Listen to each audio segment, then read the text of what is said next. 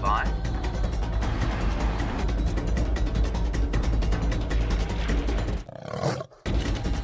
5, 4, 3, 2, 1. You are live, you are live. Good afternoon and welcome on the Sunset Safari. Whew, your timing could not have been more perfect. Jandre and myself were begging that kudu to stay where... Oh, there's another one there. Never mind. So my tremendous relief might have been slight overkill, it appears, since there is another kudu off to the right. I was desperately hoping that one of them might stay in shot for you. Welcome on your live safari experience, coming to you live from Djuma, Arathusa and Cheetah Plains Game Reserves in the Sabi Sand in the Greater Kruger National Park area of South Africa, where our nibbling kudu is enjoying her late lunch. My name is Jamie, and this afternoon I have Jandre on camera with me. James is out and about with Brian, going looking for lions, and as I said, we're the only place in the world you can come to for a live and interactive safari experience. So if you have any questions, you can send those through on hashtag SafariLive on Twitter, or you can email through to questions@wildearth.tv. And please do let us know. Oh, there's a baby. I don't know if it's going to stay in view, but there is a tiny baby little kudu walking at the back. It has gone. The baby kudu has gone. That keeps being my day today. I spot the baby animal and then it disappears from view immediately. How far back do you think we can roll, Jandre? It is a glorious morning. No, it's not a glorious morning. It's a glorious afternoon.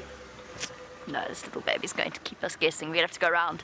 It is a glorious afternoon out here in the African bush. 23 degrees centigrade, which is 74 in Fahrenheit. And it is actually quite hot in the sunshine. And of course, the temperatures, it is midwinter here in South Africa, so the temperature does drop right down as soon as the sun sets. But for now, it is the kind of afternoon that makes you want to go and bask in the sunlight somewhere.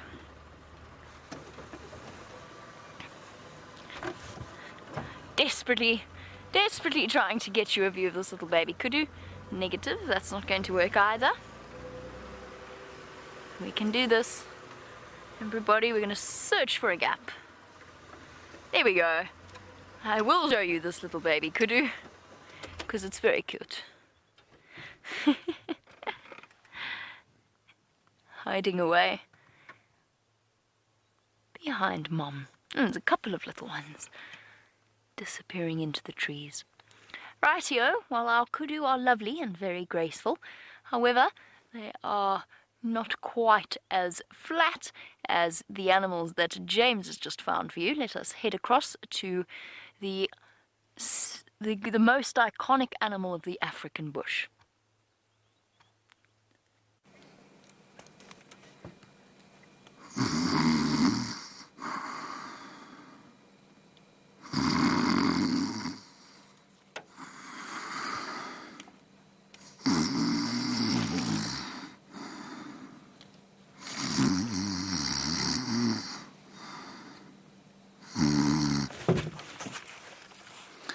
Good afternoon, everybody. Sorry about that.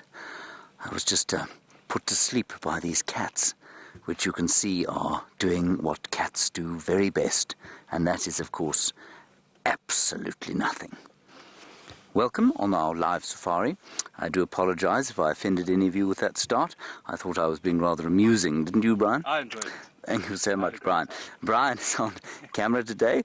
And he has a special guest on the thumb today. Who's that, Brian? Pinchy Whiner. And it's Pinchy Whiner, the crab, the freshwater crab, no longer resident. Well, we don't know where he's resident. He could still be in his old hole. He might have moved. Very nice, Brian. Excellent. We've come to these lions. We knew they were going to be asleep, of course, because lions sleep during the middle of the day, and they will move around probably as it gets a bit cooler during the night. 23 degrees Celsius, which is roughly 74 degrees Fahrenheit, if I'm not mistaken. So quite a warm day for the middle of winter, and these lions are luxuriating in the shade of the winter woodland. As you can see, he did look up briefly as we came in here, but then went straight back to sleep. And so we'll have a look at him quickly, and then we'll have a look at the females just down the way. Only 3 of them, and I'm interested as to where the other 2 are. The one certainly was with her little babies this morning, and we're going to head off that way and see if we can have a look at them this afternoon. The other one, I suspect, also with those other 3 little cubs, but where they are we don't know. Quite near the camp we had some bushbuck alarm calling earlier, and we thought we might find the little cubs and their mother somewhere around there. We did have a brief look around before we came up here, but they were not around. So that's the case here. We're as live as Jamie is, believe it or not, even though I started off this show fast asleep. Do talk to us, hashtag SafariLive or questions at wildearth.tv. It'd be lovely to hear from you, and especially if things get a little quiet on the animal front. It's always nice to spark some conversations about Africa, conservation, many issues that you might want to talk about regarding conservation and the African wilderness. Well, we'd be happy to try and address those as we go along. Also, I know there has been quite a lot of query about going to visit those little cubs, which are now, ooh, there we go, huge action. You see that, Brian? I think a stick snapped nearby, which got fright. I'm going to roll forward. There have been quite a lot of queries about us going to see those little cubs, which are now probably only about, 14 days old or so. And a lot of you wondering whether that's sensitive or not, or whether we should be viewing cubs that age or not. And I'll go through that as we drive there, because it's important you understand that we're being as sensitive as we possibly can. I think the clutch in this car is about to go, which is slightly disconcerting when you're surrounded by lions, even if they are asleep. Just going to ease our way in here. Well, I'm sorry to disturb you, madam. I've no doubt you'll fall asleep almost immediately. Sorry. That's a stick flicking up on the bottom of the car that's woken them up, and that makes me feel very bad. I do apologize, lions. Even though I know they will go back to sleep immediately, it's never nice when you cause them to react in a way that they wouldn't otherwise.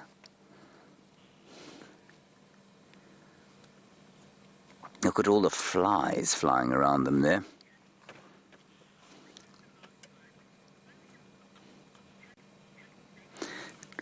Chucky, fast asleep again. Chucky baby. Interesting Twitter handle, that Chucky baby. You want to know when the last time all the Birmingham boys was? Well, Brian, the last time we saw the Birmingham boys was 2 minutes ago, would you say? About 2 minutes ago, Chucky baby. That lion we just saw is one of the Birmingham boys. And there he is. He's just a recumbent and asleep. And Chucky baby, I'm going to call you CCB. I can't bring myself to keep saying Chucky baby. CCB, they are... I think the reason there's perhaps a slight confusion is that they are not always together, of course. In fact, they're very seldom together, and the more dominant they get in the area, the less the time that they will spend with each other. Normally, a coalition of 4 like this will split into 3s, at least into 2s. But these guys seem to spend a great deal of time on their own, either with females or just patrolling literally on their own. And sometimes a group of 2, seldom a group of 3, and almost never anymore a group of 4 of them. So CCB, there is the Birmingham boy, I think different from the one we saw yesterday on Cheetah Plains, who I think was Birmingham number 2, and I remember that because he has those 2 very obvious little nicks above his right nostril. There we go, beautiful belly of lioness, and you can see there if she is lactating. She is definitely lactating, that lioness. So which mother she is, we're not sure. We know that there are at least 3 lionesses within this pride that are lactating. That's one of them. You can see the very clear swelling of her teats. You can also maybe make out the discoloration of the fur around them, which is brought on by the extensive suckling of her cubs. You can't see her face, and I don't want to get any closer, of course, because you saw how those 2 reacted, because it's just a bit thick in here. They weren't nervous at all. It was just the banging of the sticks on the bottom of the car that made them a little bit skittish. Anyway, they are completely at peace here, and that is the way of lions.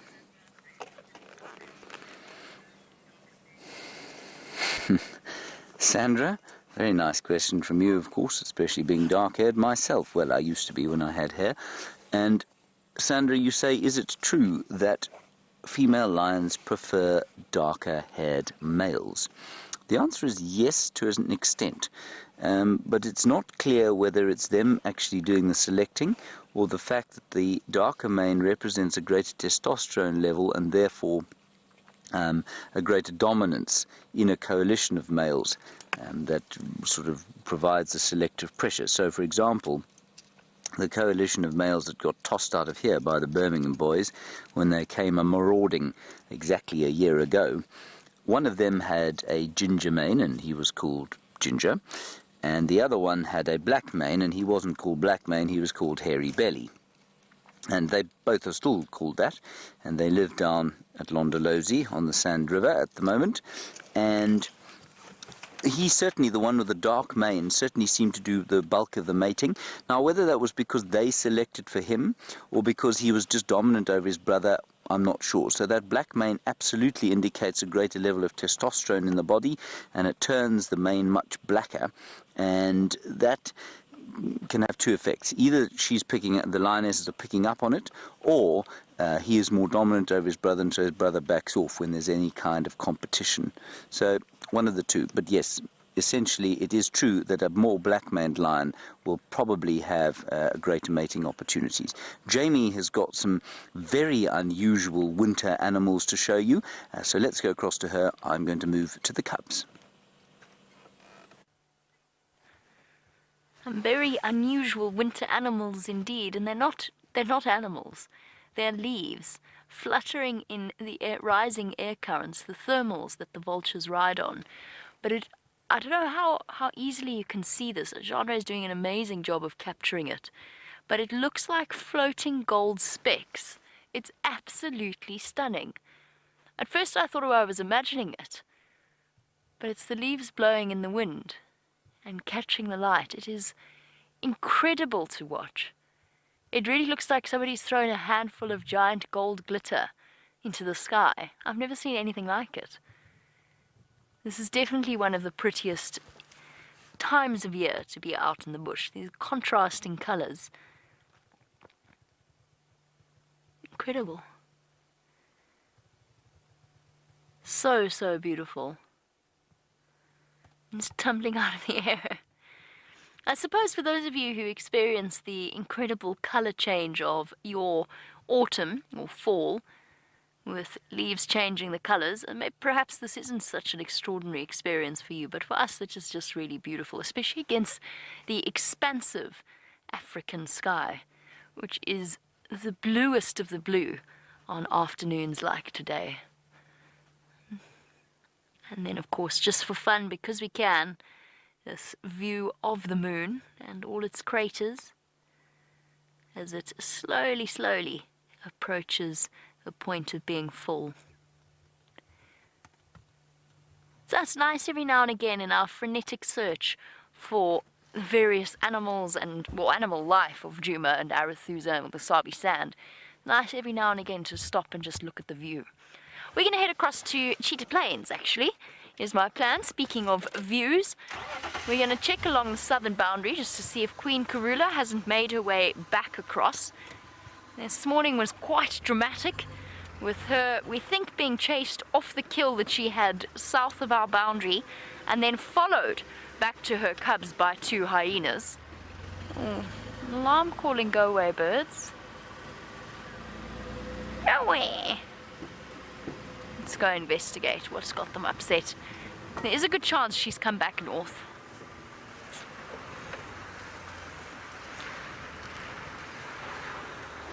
And there we go. Of course, Aaron, I think, watching in New Zealand, and Aaron thinking along the same lines I am thinking of, which is, I don't know, I'm not 100% sure, but I'm relatively certain that I found brown hyena tracks on Cheetah Plains.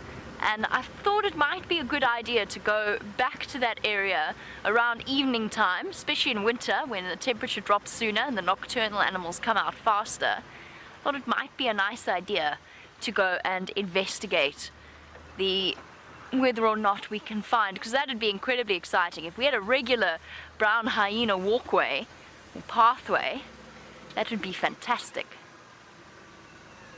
Trying to find where this red-crested korhaan is, and now the go-away birds are calling as well, again.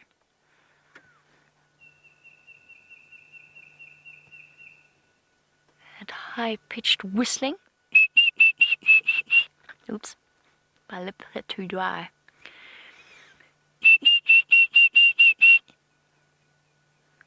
See if he responds to me, or if he's not. Oh, it's quite the high-pitched whistle, that. Sorry, everybody, if you're feeling slightly deafened at home. I'm trying to call the red-crested korhaan. He's not far, he's close. But they've got a slight ventriloquist nature to their call.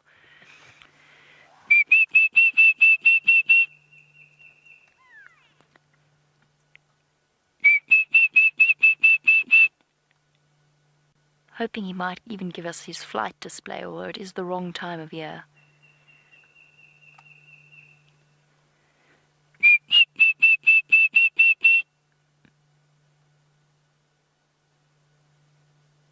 Oh, I think I won that. I don't see him anywhere. He's probably strutting out looking for this rival red-crested korhaan. He's really not far away. I don't know if any of you have managed to spot him. I haven't. I don't think Jandre has. Perhaps he's hiding in the trees somewhere there. Chap, I'm not going to call him anymore. He might be intimidated into thinking that there is an enormous male red-crested korhaan about to compete for his territory, and I don't want to do that. Pity, he's somewhere here. I would show you what he looks like, but unfortunately my bird book is where where we usually live at Inge's house, but we've been temporarily displaced from there for now, and I unfortunately left my bird book there, which is very silly. I'm sure he's sitting on a termite mound or something. Okay. Guess not. No response from him. Okay. See if there's any tracks of Karula coming back across.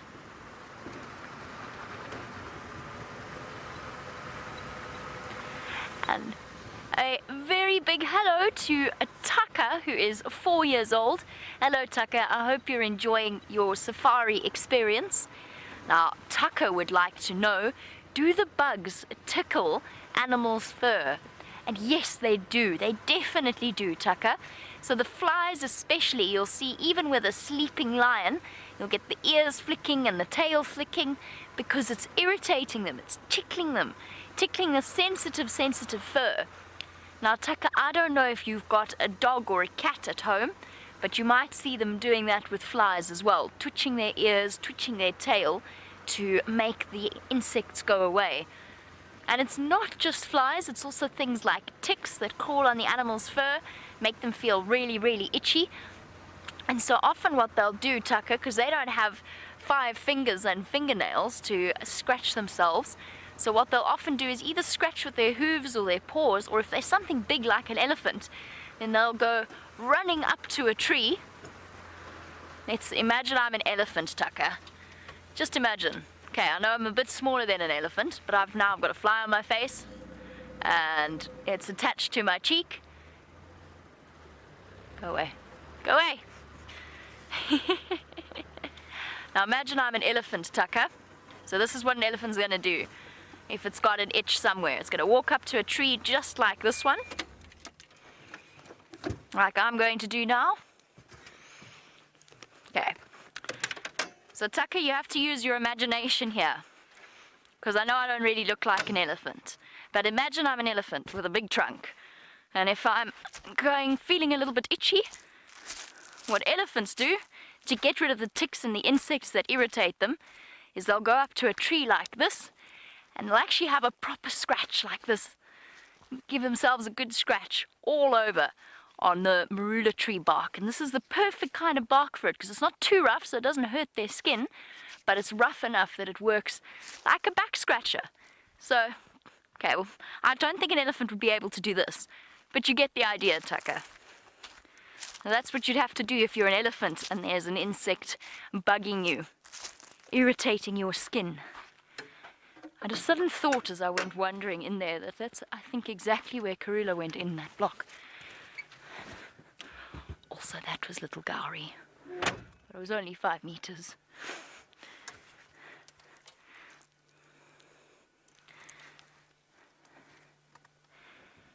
Okay, right, now that we've shown Tucker how elephants scratch their skin, and I've taken the skin off the top 3 vertebrae of my lumbar region, we can carry on.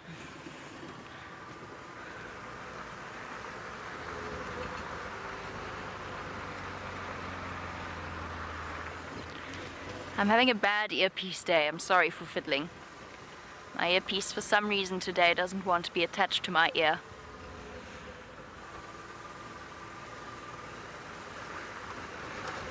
Alright, while we look for Karula and slowly move our way to the east, let's go over to James and find out what he's up to.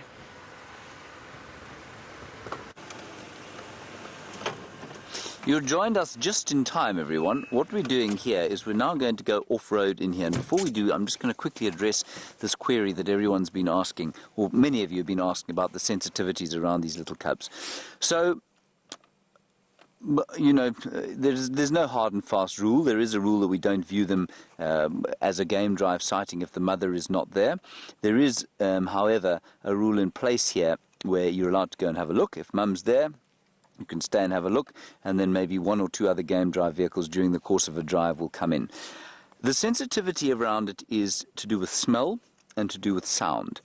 And so we don't want vehicles going in and out the whole time, because any threat that there might be, mainly from hyenas, possibly leopards, maybe wild dogs, but it's largely hyenas. Any threat that there might be from hyenas would obviously be that much higher if the sound of vehicles is moving all the time. Likewise, if there's a huge smell of these vehicles, perhaps a hyena coming up wouldn't be smelt as easily. I'm not so convinced about that one, but I'm happy to go with it. So, by going in briefly, stopping the car, not making a noise, not moving and repositioning the whole time, we are not being insensitive. By pulling in and out repeatedly and moving the car to get a better view, then yes, that probably would be insensitive. So that's what we're going to go and do. If mum is not there, we'll have a quick look and then we'll move out again. If mum is there, then we'll stop and we'll have a nice sighting, hopefully, of those little ones. They might all be gone by now. She may have moved the den. Okay, and the fact that she has kept the den where it is for so long now indicates that she personally, the mother, is not disturbed by the presence of vehicles, because that is what makes lionesses move their dens. It makes lionesses move their dens quickly. If they are disturbed, they will move them from time to time, every sort of a few days or so. But if she'd been disturbed by our presence the first time round, she'd have moved them straight away. So please don't worry about that. And if you have any questions around the sensitivities here, please feel free to ask them. I will address them with pleasure. And it's wonderful to know that we do have so many concerned people around the world. You're concerned for these lions specifically, but it also means that you're concerned about conservation and African wildlife in general. And that's wonderful. So I'm happy to talk about that. I'm happy to debate it even if you'd like to. Well, within reason. She found a wonderful little den site here because it's right in a drainage line. It's quite steep, which means that things like buffalo, which would kill lion cubs, can't really get in there. And so it's a really clever spot for her to be. And the best place to film them from, of course, would be to get out of the car, climb across the knobthorn tree that is leaning over the drainage line, and film them from there. That, of course, would result very quickly in death, because the mother will be very upset with you. So we won't do that, will we, Brian? No, not today. Not today, no.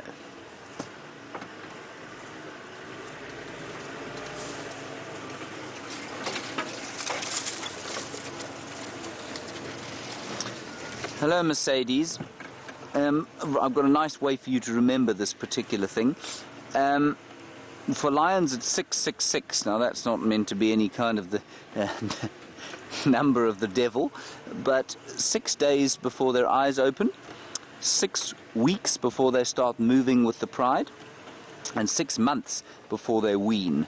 As far as I remember, that's how it goes. I mean, obviously there are variations there. So you want to know when they'll start moving their cubs on the hunt, or when they'll accompany the pride on the hunt. They'll start accompanying the pride probably from about 8 months.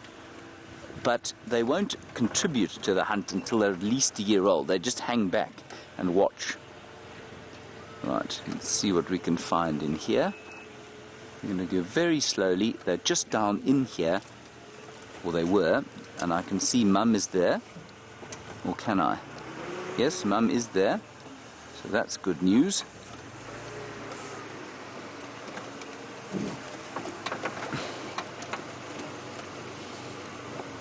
And the little ones are there too, and Mum is watching us. Can you see there, Brian?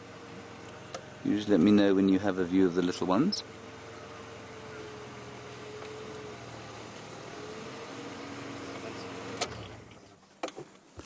Now, Mum is not particularly pleased, I can see. I think she will relax. She's just watching us quite carefully, so I'm going to speak very quietly. There, she's relaxing. You can see her eyes blinking. She's starting to go to sleep. You can't see her, I can see her. You can see the little one, though, trying to suckle. Now, if Mum was not comfortable with us, what she'd do is start growling. And she's not growling at all. She's young, you know. I think this must be her first litter.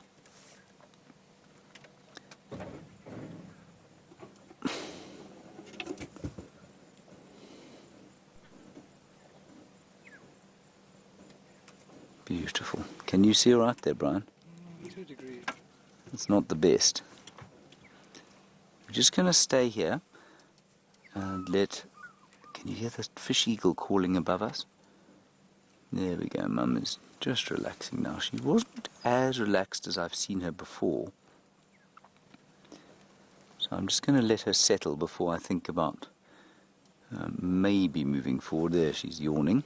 I know you can't see it, everyone, but I can see it. There we go. She's relaxing now.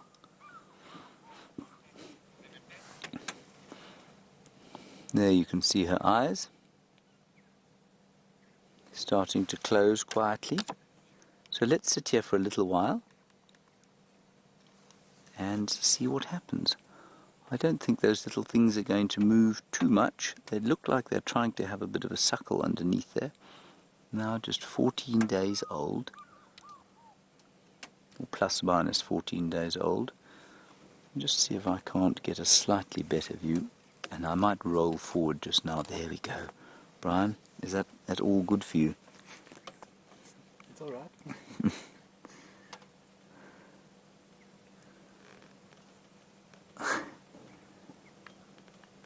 This is fantastic. I can see all three of them. Yeah, Brian, I don't think with your extra height there, I'm not sure that I'm going to get a better view. I'll tell you what I'll do. I'll just roll forward slightly.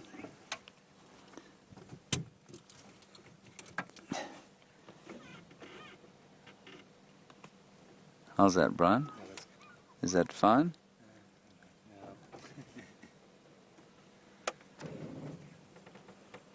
Now it's getting worse. It's not going to. It's going to be good right now. Yeah, there we go. How's that? Okay. Right, everybody, I'm going to just call this in on the radio.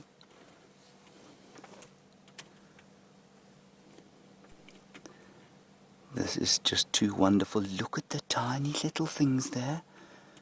Just trying to suckle.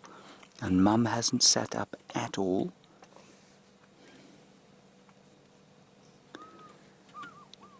Stations, I have come to this position. The mother is on location. There is a 1 out of 5 visual. I think we should limit it to 3 vehicles per drive, 1 vehicle at a time. This is just my opinion.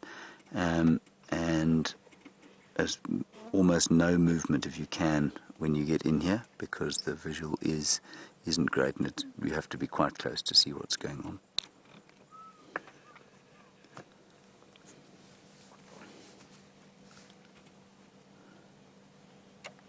Isn't that lovely?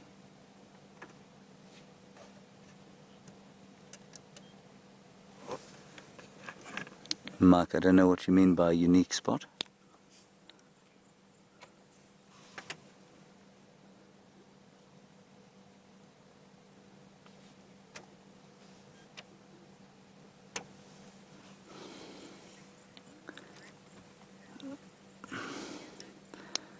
Mike, yeah, you've got to be pretty close to get a view. So just very sensitive, slow movements around here. Aaron, thank you very much. You say you say that you love these cubs because they take the manliness out of me. Well, I'm not sure why. That's why I love them, but I do get your point. I was thoroughly chastised today by Geraldine for talking in baby voice on drive, so you'll notice I haven't done it. Well, I nearly started doing it, but I didn't do it earlier. Geraldine, I hope you've taken note. So yes, they do completely, absolutely make me talk in a very unmanly way.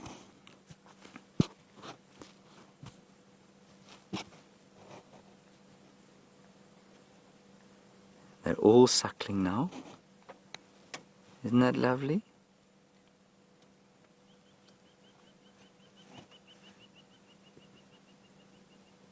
That is just too stunning. So 3 little ones, no way to sex them at this stage.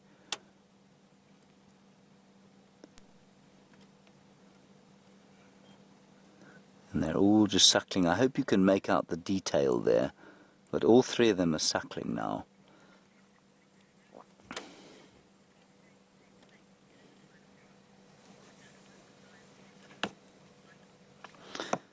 Michael, interesting, very interesting comment from you. You say with domestic cats, if you start blinking with them and they start blinking in time with you, then it indicates that they have some sort of trust and they trust you. Would the same work with lions or leopards?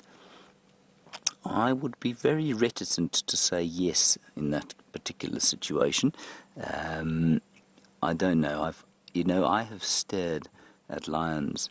I've stared at them in the eye, both on foot and in vehicles, and I've seen nothing but, well, blankness, basically. And that's not to insult them at all, but I don't think that the level of communication that exists with the domestic cat and one of these exists. So I would say no. I'm going to go with no. I don't think that the same would apply, that if that lioness started blinking in time with you, that she was indicating some form of trust. I might be wrong, but I don't think so.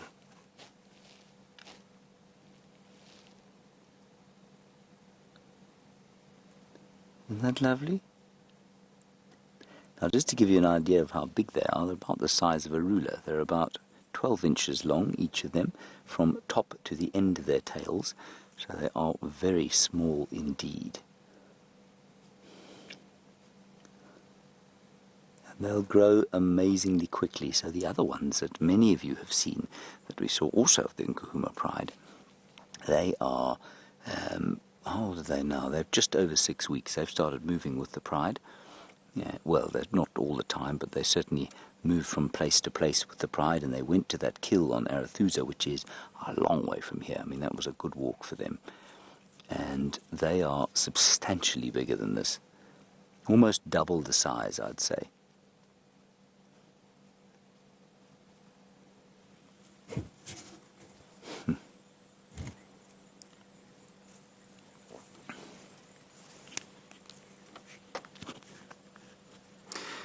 Catherine,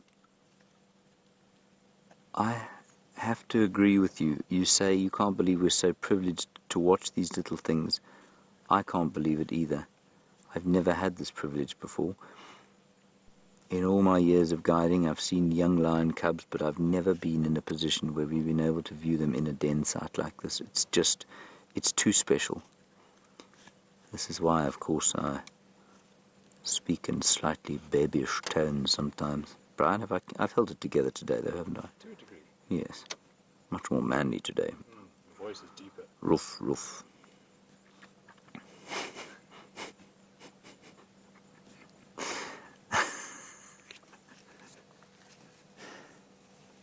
Not sure roof qualifies as manly. I'm just going to try and move that stick out of the way, everybody. How's that?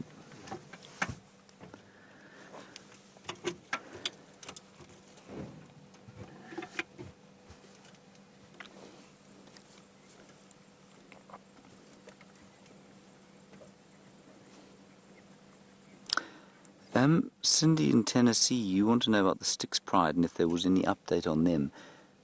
They were seen yesterday, indeed, on Chitwa Chitwa, and they're on Chitwa Chitwa. I don't know if the cubs were there, but certainly they had a female, or three females with the Birmingham boys.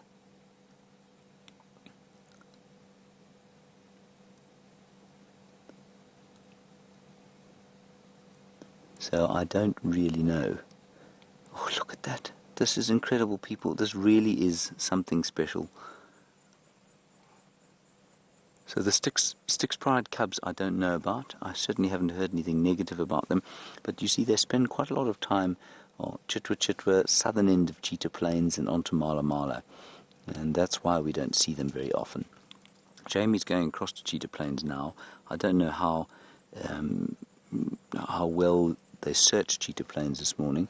I don't mean that negatively. I don't know how many people were around on Cheetah Plains this morning. Maybe they were around there.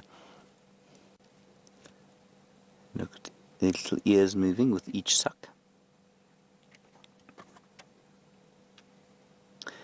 So, if we go back to the sensitivity of it, you can see, well, I hope you can see that we're not having an effect here. Mum looked up as we came in. She's gone back to sleep. The cubs are suckling normally. We're making no noise. Were a hyena to come across here, she'd pick it up immediately. Were there to be some form of rustling in the bushes, she'd pick that up and hear it immediately. This is why I'm talking quite quietly. And is our smell affecting them? I don't believe so. I'm not sure how much they rely on smell when they are in a position like this. Probably a little bit. So that could be the only thing I suspect that we could say was maybe compromising the sensitivity of the situation. We're not going to be here for long, probably only another 3 or 4 minutes, and then we'll move out.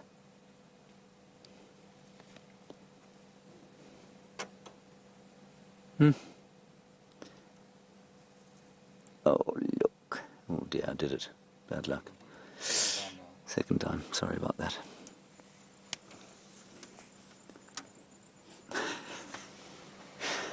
It's difficult to be manly around them, you know, Brian. I do. And Brian and I, of course, you know, we're doubly unmanly because as soon as it gets vaguely cold, we put jerseys on, which is very unmanly, isn't it, Brian? It's the least manly thing you can do.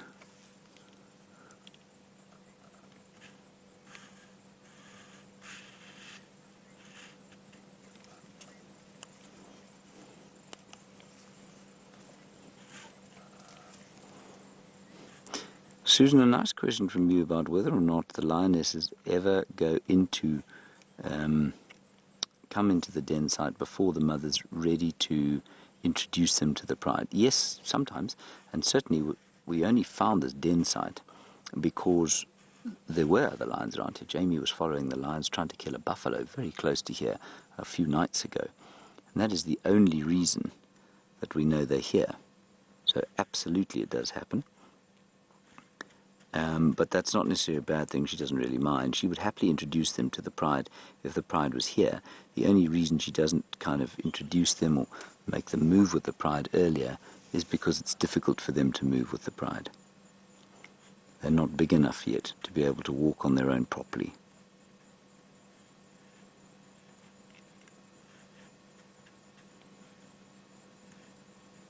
So lovely. I'm trying to take a picture, but it's hopeless through all that bush.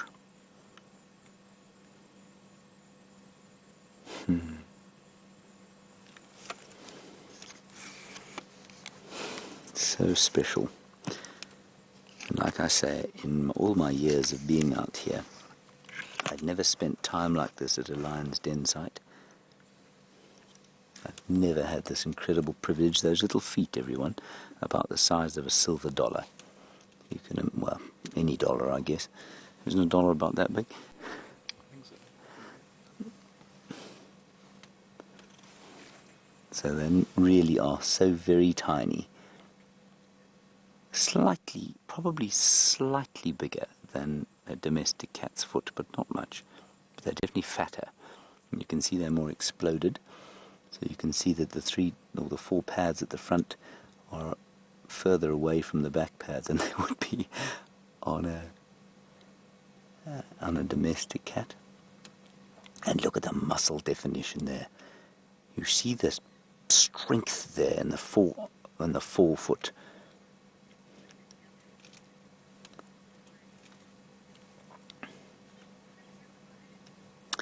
Now, Michael, you ask a very good question here. You say, if these cubs make it, is there any chance that they could grow up and mate with their father or their uncles, so one of the Birmingham boys, or, likewise, is there any chance that they could... Oh, she's up. She's heard something. I think it's babblers that are just foraging around here. Michael, I will get back to your question because it's a very good one. And the answer is yes, it is possible. But this is why, or one of the interesting things about a coalition tenure, as you say, or you suggest, would another coalition take over? A coalition's tenure is normally not much longer than 2.5 to 3 years, which basically means that by the time these lionesses, let's assume that 1.5 of those 3 are lionesses, by the time they're at breeding age, the coalition will either be in its last throes and be about to toss out, or that what will happen is that they will mate with their daughters, and in so doing they do create incest, but within the next year normally another coalition will take over, and so those... Got something in her nose.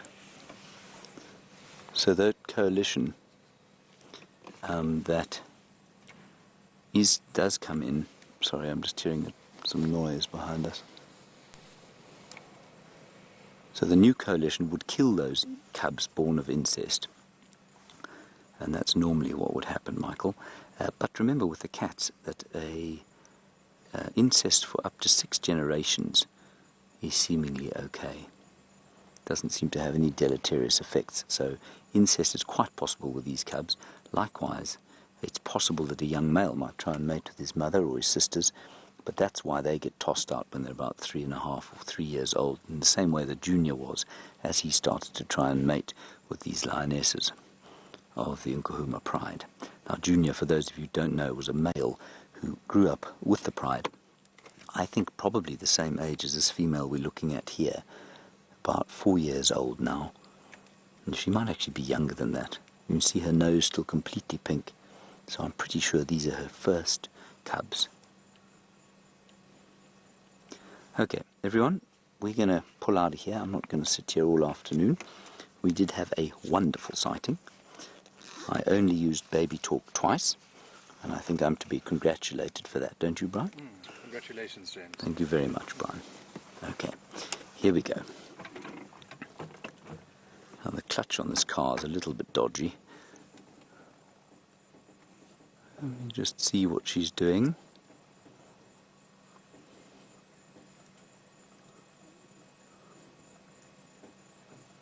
Okay, just want to see what she does quickly.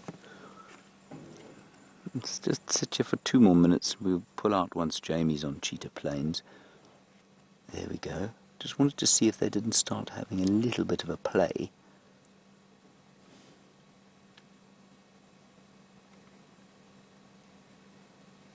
can't see anything going on here. All right, everyone, let's go across to Jamie. She's got something much larger and exciting to show you. Well, not more exciting than this, but certainly much larger. And we'll catch you once we're out.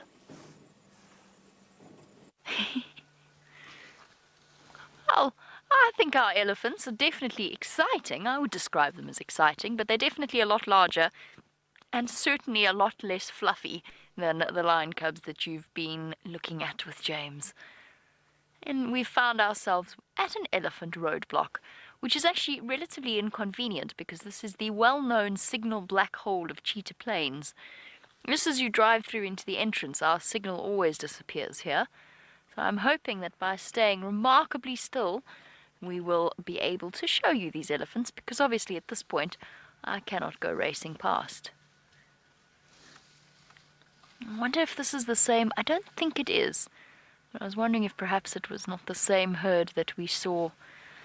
Yes, oh no, not yesterday morning, this morning. On the sunrise safari they had the tiniest little baby. Too cute for words. And I have to tell you that secretly I've been hoping to relocate that herd on Cheetah Plains once again, just because I would love for you to see that little elephant calf. It's only a couple of weeks old. There's a little one. There you go, the best, definitely the best view you've had of a little baby elephant. Okay, dare we brave the repositioning? That is the question. Jean-Andre thinks no, I think yes. What shall we do? Oh, look, little baby's actually going for the, I don't know if you can see it from your angle, Jean-Andre. Giving nonsense to one of the other vehicles. Hey, little one.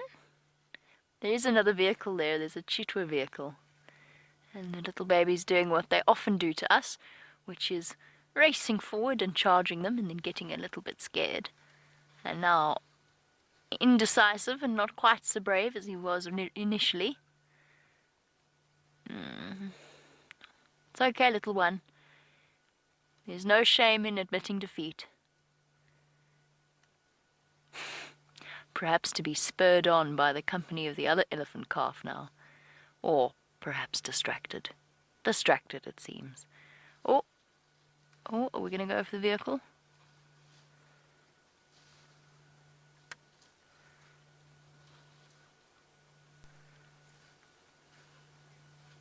Let's go forward a bit. There we go.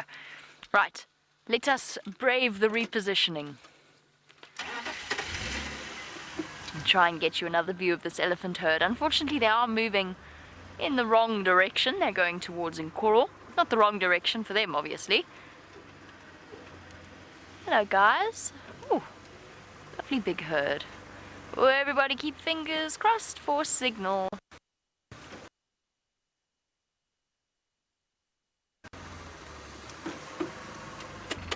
think I'm gonna... Oops. Okay, we're gonna stop. We're gonna stop here. Nobody breathe, nobody move. We seem to have signal.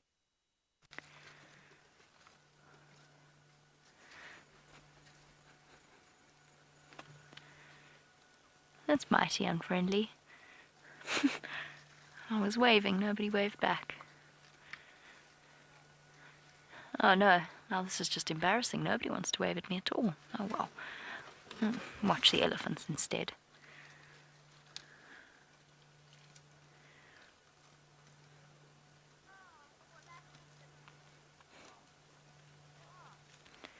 Lots and lots of elephants busy munching on sicklebush, largely.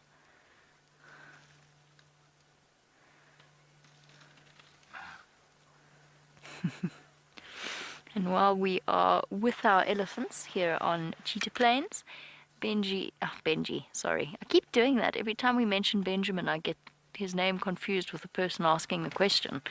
Aaron, New Zealand Aaron, has said that another baby that it would be delightful to see would be Benjamin Button, the elephant that is old before his time, baby elephant with the most wrinkly forehead in the entire world.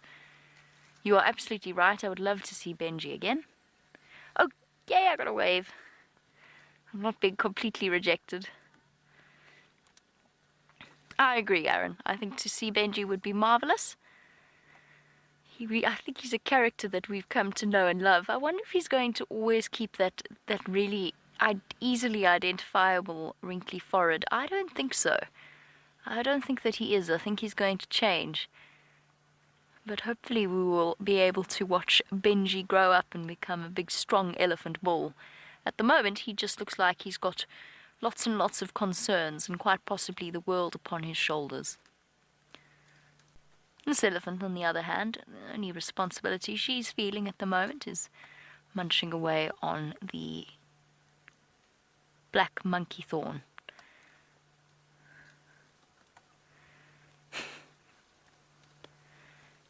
Chandra, I don't know, can you see that elephant that's in front? Oh, no, it's stopped doing it now. It's, hasn't been terribly successful in its sickle bush eating habits. But I think we're in the wrong place and we can't move.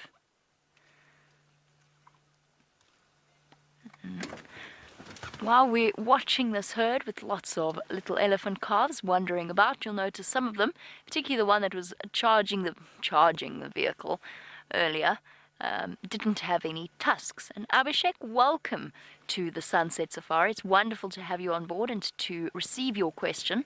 You wanted to know what age an elephant's tusks will start growing. They'll start poking through at usually around 3 or so years old, possibly just a little bit before, possibly just a little bit after. Like kids, it depends on the individual itself. So you know how some kids lose their teeth earlier than others, or grow their permanent teeth earlier than others? A little baby elephant is like that. The interesting thing about that is that little baby elephants actually have milk tusks in the same way children have milk teeth, but you don't actually see them. They don't protrude beyond the lip.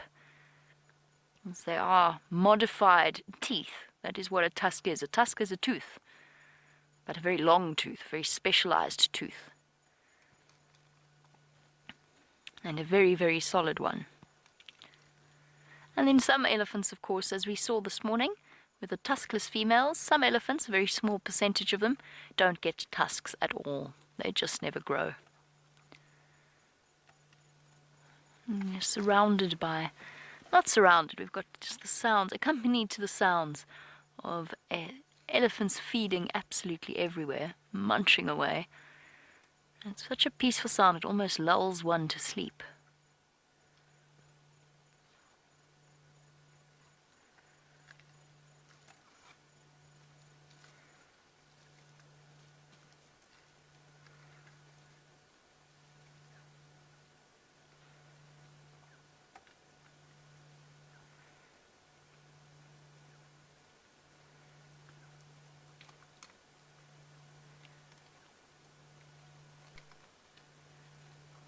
Just that gentle crunching. I think she is going to move off, and I'm too scared to reposition to get us in a better place without losing our signal. We'll content ourselves for now watching this colossus of the African bush devour her lunch. Still looking fine. I know a lot of you have commented on the fact that we're seeing quite a few skinny elephants. Most of them are looking okay. Bones not too prominent, even though we are in the middle of the dry season after a prolonged drought. They're still looking absolutely fine. Hey, big girl.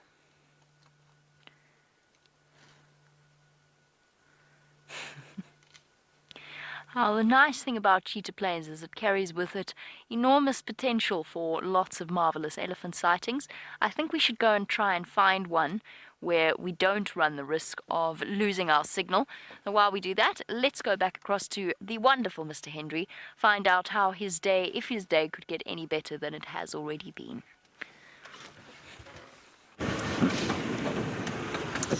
My day couldn't really get any better, but for being allowed, of course, to talk in baby talk, which I'm not going to do now. We're heading towards Buffelshoek Dam.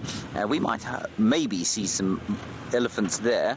I suspect quite strongly what we're going to see there is some buffalo, maybe a grey heron, and possibly a waterbuck, and maybe Buffelshoek Bob, the bachelor of the dam. You see how I changed it up there, Brian? Thank you very much. We might also see Pinchy Winer's friends. Anyway, we're not too far from there. And as we drive down this little patch of woodland, I'm reminded, of course, that Brian and I are going on leave as of tomorrow, and this is going to look immeasurably different in 2 weeks' time. There's going to be much, much less in the way of foliage on these leaves, and I don't know, I think I'm always excited to get back and see how it's changed. Because you don't, you know, I mean, of course all of you know that you don't notice these changes as they happen.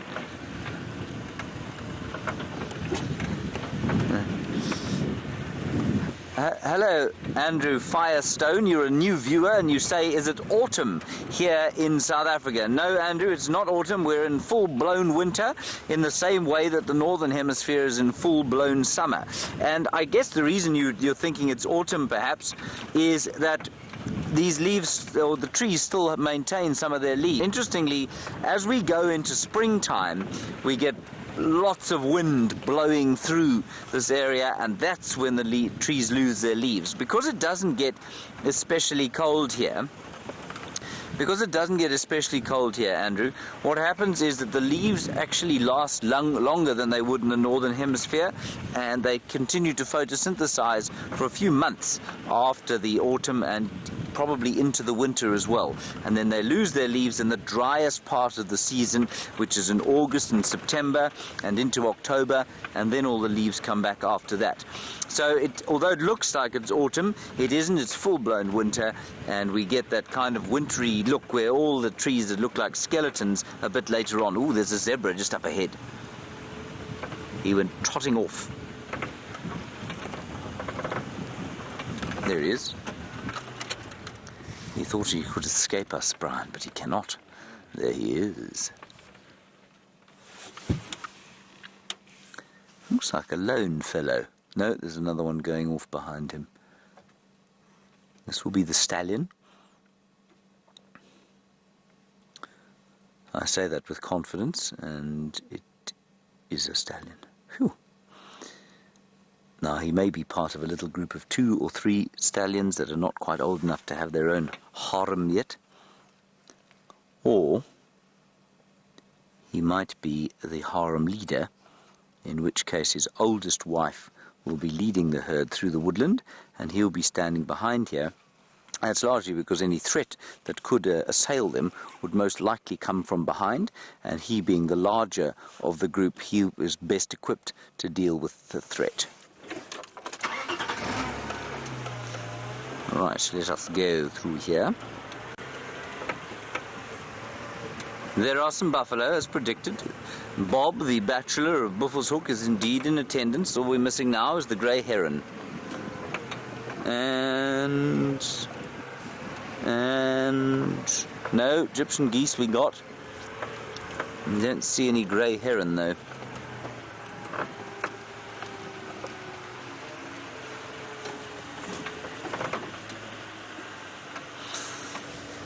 I was wrong, Brian.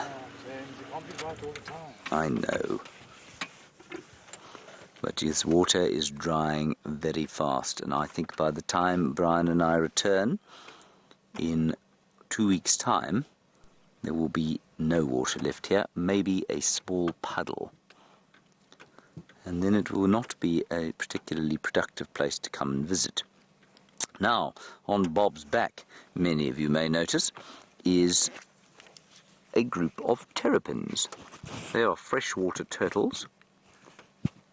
Well, as much as you can describe this water as fresh, it's fresh in so much as it's not salty, but it certainly isn't something you'd like to drink, not unless you could avail yourself of a public convenience very soon thereafter. And they are big. Those are really big serrated hinged terrapins. They're probably about a foot in diameter. They're probably about that wide. So they really are pretty big and quite heavy, and they're quite fat too. So I wonder, maybe the younger ones don't make it quite so easily after the water gets dry like this. It's quite possible they get eaten by birds and that sort of thing, and that only the really big ones like this get through a difficult dry season. And they're sunning themselves, of course, because it is winter. They don't want to be too cold. They find it very difficult to move when it's cold, because they are, of course, ectothermic. In other words, they're cold-blooded. And the other thing they do is eat off the ectoparasites from the hippo. So in much the same way as you can see the... Oh, there's some squirrels alarm calling. In much the same way that the oxpeckers are sitting on the buffalo behind the hippo, eating off the ectoparasites and the ticks there, so it is that the terrapins will be eating off the ectoparasites on the hippo. I'm going to just sit here for a little bit longer and see what happens with those alarm-calling squirrels. Jamie has managed to find herself some signal and some more elephants. New elephants. The link has been cancelled. We're still here. You can wait with me and see what happens with the... you can... I've lost my train of thought slightly. Ah, yes. There is a buffalo. And sorry, everyone. I got completely flummoxed. I shouldn't have been flummoxed, of course. I should be able to handle that entirely. Ah, Pinchy Weiner, you've sent through a tweet. Thank you, Pinchy. You say I can stop by for a visit at any time. That's very kind, Pinchy. I might do that. Thank you very much. If you could send your address, that would be great. Now, Brian, the other thing here, of course, these two Egyptian geese. And if there was ever an advertisement for not to get married, well, Egyptian geese provide it. They do nothing but argue with each other, and when they aren't arguing with each other, what they do here is stand, one of them looking like it's sulking, the other with its back turned, feeding. So it looks like the most appalling domestic arrangement that the Egyptian geese have. Normally they're standing staring at each other going whack, whack, whack, whack, whack, whack, whack, whack, or they're flying around the dam here, one of them chasing the other, shouting very loudly. There are plenty of examples of animals that show much better examples of marital bliss than the Egyptian goose, but the Egyptian geese really bad example for monogamy. Look at them. You can see they've just had a spat and they don't know what to say to each other.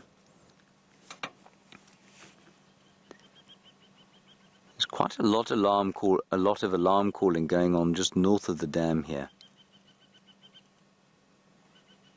I think it's going to be worth sitting here just to see what happens.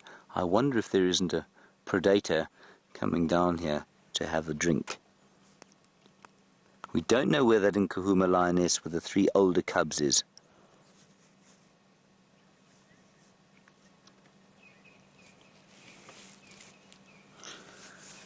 Hello, Abhishek, and you're wondering about the terrapins there, and you want to know if they're like tortoises. They are like tortoises. Abhishek, there are 3 kinds of what we call chelonians, and chelonians are the shelled reptiles: turtles, tortoises, and terrapins. Tortoises live on land. They don't swim. They can swim a little bit if they have to. Terrapins live in fresh water like that, and turtles live in the sea. Now, these particular terrapins, the serrated hinge terrapin, are easily distinguished from tortoises, A, because, well, they're in the water and standing on the back of a hippo, which you wouldn't find a tortoise doing. And also, I mean, you can't see from here. Oh, dear. I'm going to get tossed off. Also by the fact that their heads retract sideways into the shell rather than straight back, which is what happens with a tortoise.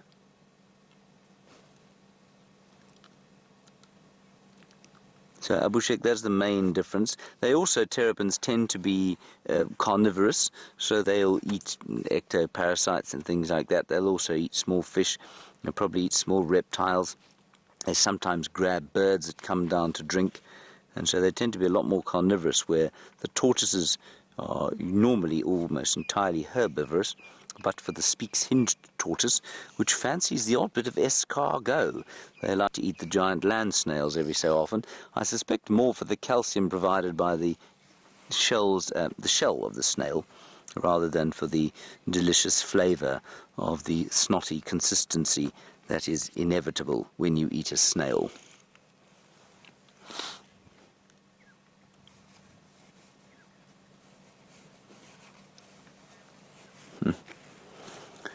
Book Diva, you want to know how come it is that hippo allows those very large terrapins to stand on his back. Book Diva, I suspect for the same reason that I sometimes just allow flies to sit on my head. It tickles and it feels nice. I'm being slightly facetious here.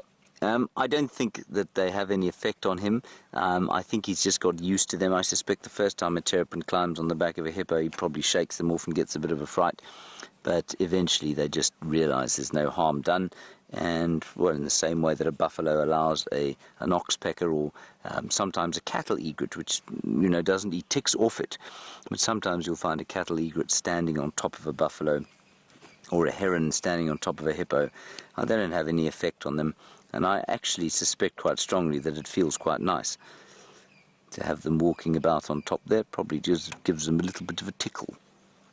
You like a back tickle every so often, Brian? I love it. Yes, you see. I find the same. Not that I've ever had oxpeckers or terrapins crawling around on my back or on my head. All right, that's enough of that. Let's move on. I'm going to just stick my head down the northern end of the dam, see if there isn't anything coming this way. The completely relaxed nature, however, of those buffalo bulls indicates that were a pride of lions to be coming this way, well, they're very confident in themselves, or there isn't a pride of lions coming this way.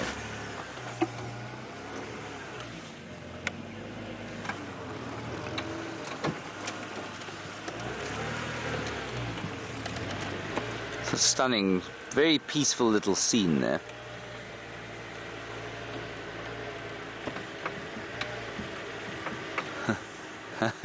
This is a wonderful opportunity.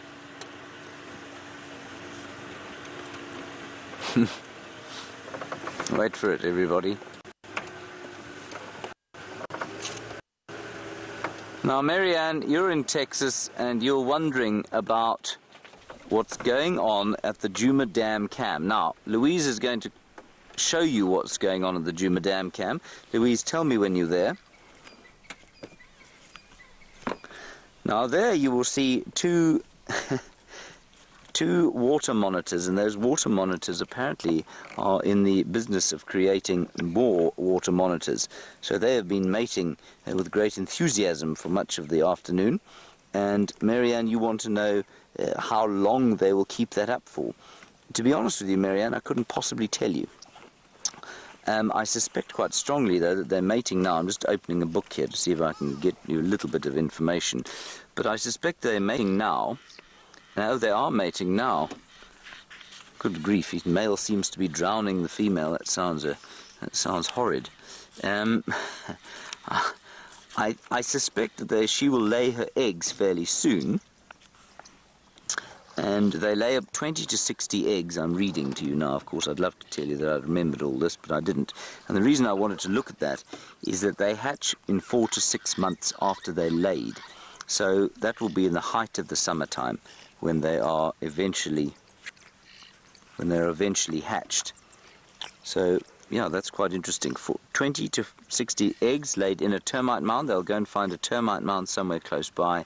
They'll mate in that. No, not mate in that. She'll lay her eggs there, and 4 to 6 months later, the little ones will be born. I suspect 4 months from now, of course, will take us to, well, November or December. So, yeah, that's why they'll do it. Height of the summertime.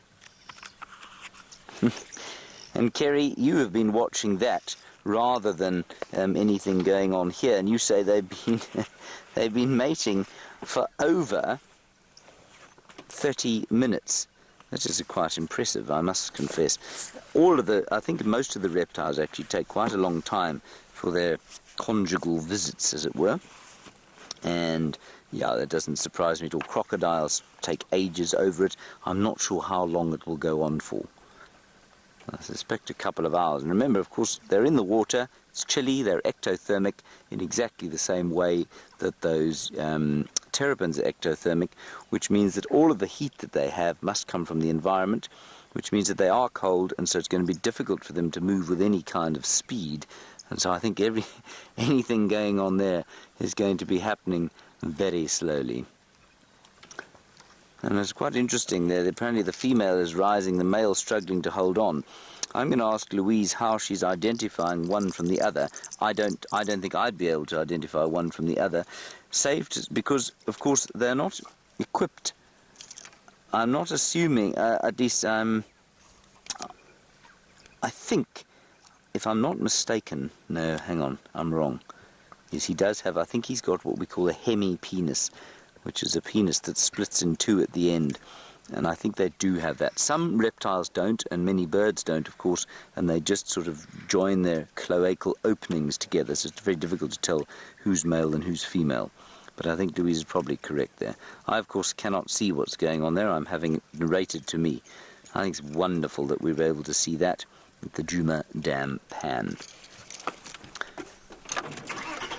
So keep an eye there. And Louise says they now look like the Loch Ness Monster, which I think is quite amusing. I am currently driving around the Buffelshoek Dam just to see if I can see what those squirrels were alarming at, see if the other lioness isn't around here somewhere. While you are watching mating lizards. So we've just come to the other side of the dam here, just to see if there isn't any evidence of perhaps another lion lying in the shade with 3 other little cubs. But I haven't seen anything here, and I haven't... Ooh, there's plenty of tracking. 1 track. 1 lioness here. No cub tracks, though, so I'm sure it's that lioness who comes down to have a drink here every so often. Sorry, beefy buffaloes, we're going to disturb you slightly as we come past. I do apologize. In fact, this is quite a nice view, isn't it, Brian? A view of our beefies and of Bob and his free riders.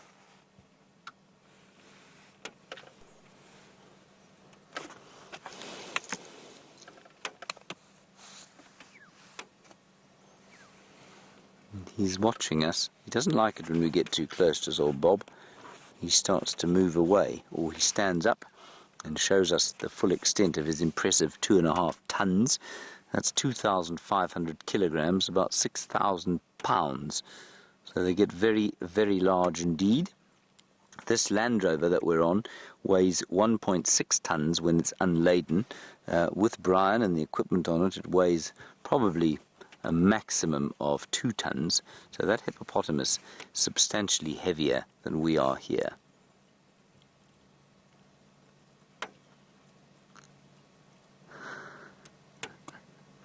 He's very relaxed at the moment. And Pam, you ask a very, very good question, of course, about Bob the hippo and what is likely to happen to him when his waterhole dries up. Pam, he's in for a tough time, I'm afraid. You know, he's only here, I suspect, because most of the other habitat's been taken by other hippos. And so he's going to have to find some other water. There isn't any big enough to hold him on Juma, well, except at the Juma Dam Pan, and I know we had a hippo there, and we had a hippo at the Gallagher waterhole some time back during the height of the summer drought, and that's probably what he'll do. But you know, during the drought season, there have been quite a few deaths of hippopotamus in the Kruger Park, and that's because they just don't have the habitat to be in. And so, yeah, no, it's a slightly bleak future for him unless we get some nice early rains.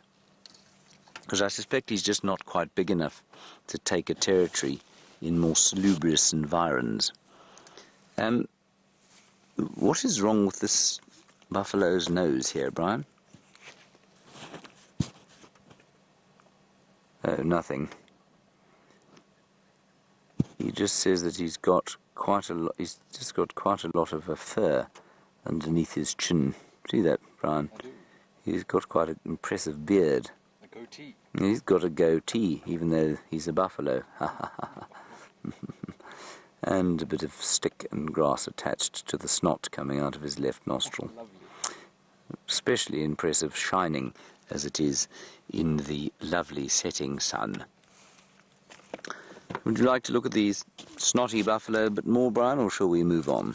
You can move on. I think we should move on. Okay, here we go.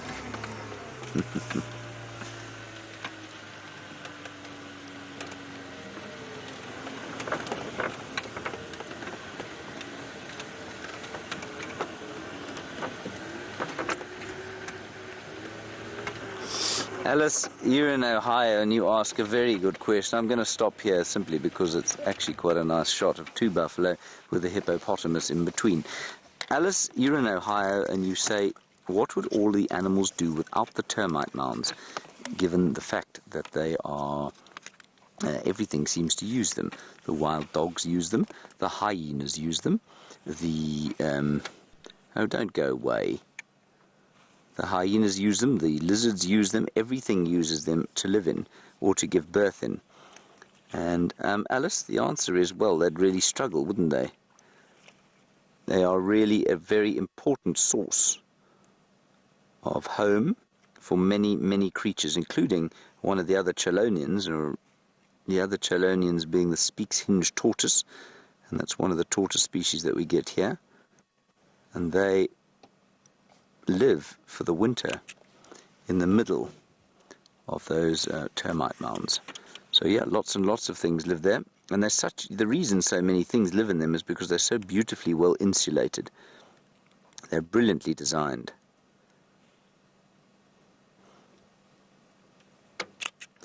He likes us a bit more, that one, I think, Brian. He's also got snot coming out of his nose. He's got a cold. It is winter. It is winter, yes, as we all know. One shouldn't judge him too harshly.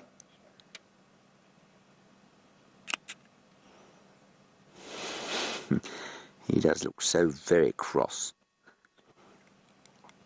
And some of you, I think, are probably wondering what that white stuff on his chin is.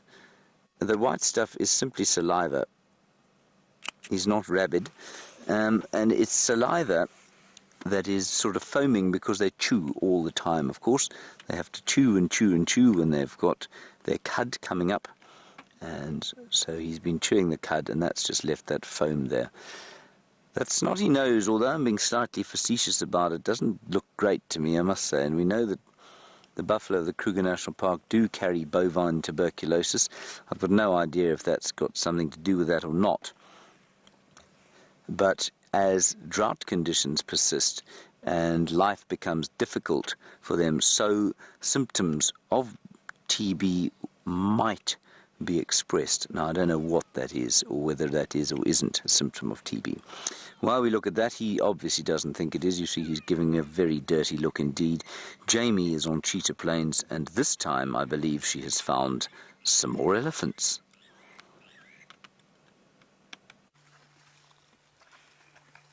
Well, it's a huge relief to hear that the buffalo is rabies-free. Our elephants are also rabies-free, as far as I can tell, but I will say that they are incredibly numerous on Cheetah Plains this afternoon, which is sort of what we predicted. I actually didn't mean to stop here. I was going to rush around because there's a herd racing towards 3 in a row pan to go and have a drink, but I have hit an elephant roadblock. Not actually hit, but I have encountered an elephant roadblock. And since it is such a beautiful afternoon, we can spend some time watching them before they give us a chance to drive past and back across to 3 in a row pan, which is actually 2 in a row pan today, as we confirmed this morning. A female straggling at the back. There's a huge herd that ran past us earlier. Absolutely enormous. There must have been about 40 elephants. Oh, we've got some more crossing the road in front of us. I think this is most likely a separate herd, but they've all joined together. And that's the lovely thing about elephants, is that there's no real set in territories or defined structures. There's no elephant herds that don't like each other. Everybody in an elephant herd generally gets along with everybody else, as long as they remember their place. Run, little one. Mommy gone.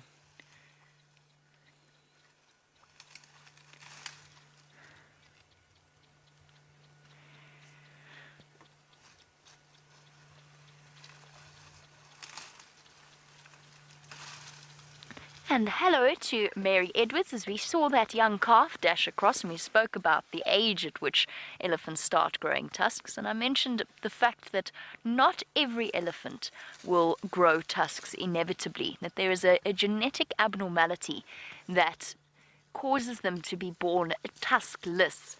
Mary Edmonds, yes, it is caused by a genetic abnormality. Hello. The normal population size, or the proportion of elephants born without tusks is actually very, very low. It's around 4% of all elephants that are born naturally without tusks at all. Unfortunately, as human beings, not in this area, but if you go further north into Africa, as human beings, we've artificially increased that number just due to poaching problems for elephants with tusks. Obviously, that selects for those without. That's not a problem here.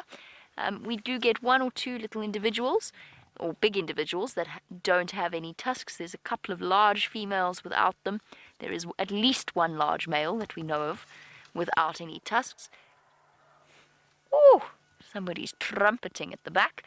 And we've heard where those sounds emanate from because we saw that incredible sighting just a few days ago where a female elephant pushed over and pinned down a young male as a way of disciplining him. I don't know what he did.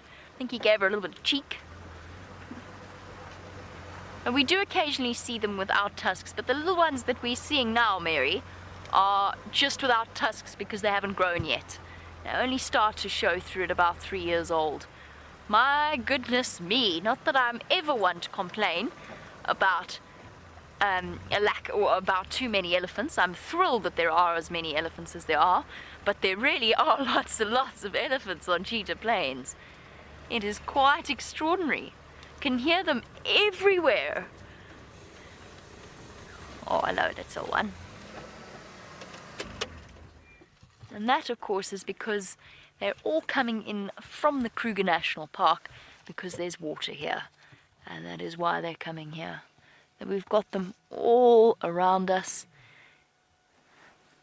Little calf off to our right. And then just a sort of screen of disappearing grey bottoms against the outline of the trees. It's simply marvellous.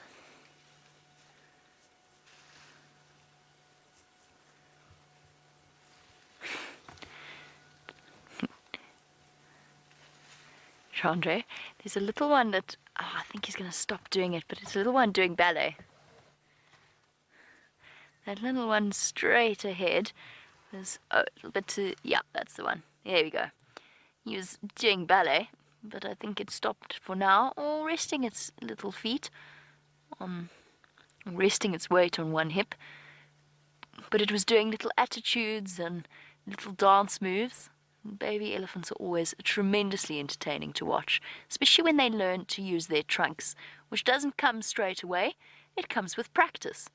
Now, Michael, there are no bones in an elephant's trunk. There are somewhere between 50 to 100,000 muscles, though, in a really complex structure. They're sort of horizontal, vertical, and cross bands. Oh, there we go. He's doing ballet again. Itchy ankle. Almost, little one. Yes, you get that tree. You get it. Show it who's boss.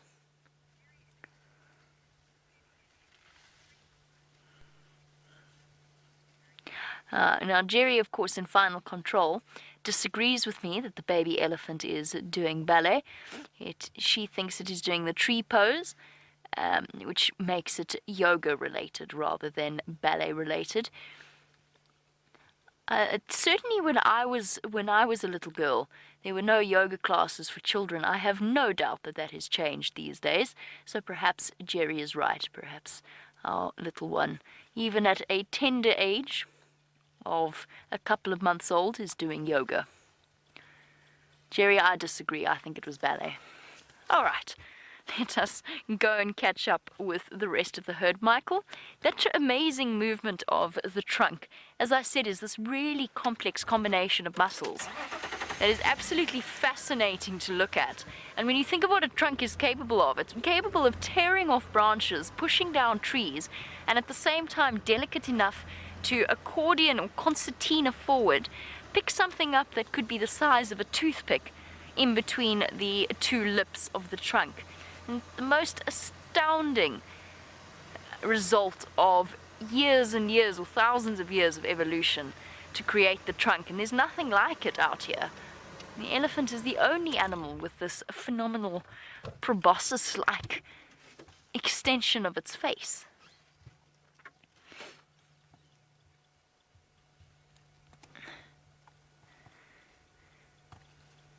And it's something that is truly fascinating to watch elephants use. Their level of dexterity, less so for the little ones. They've got to practice. Just like toddlers have to practice using their hands.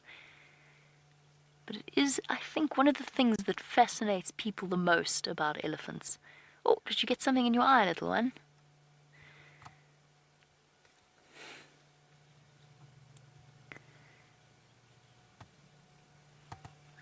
Oh, I don't think you would have been able to hear that.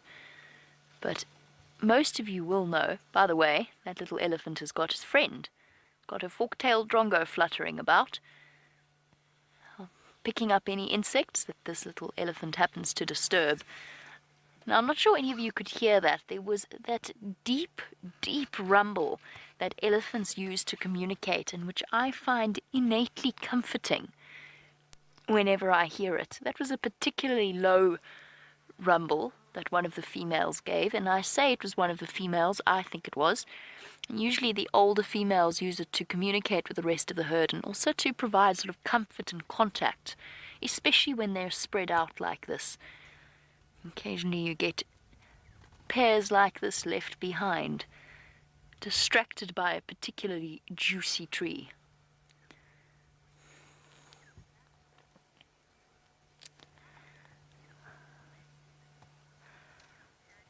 Hello to you, Daniel, while we watch our little baby elephant, and welcome to our live safaris. It is marvelous to have you on board, Daniel, and I'm so glad you get to share in this elephant sighting with us. Daniel is wanting to know a little bit more about when a baby elephant is born. Oh, you're going to chase the drongo now, little one. That will be very unproductive.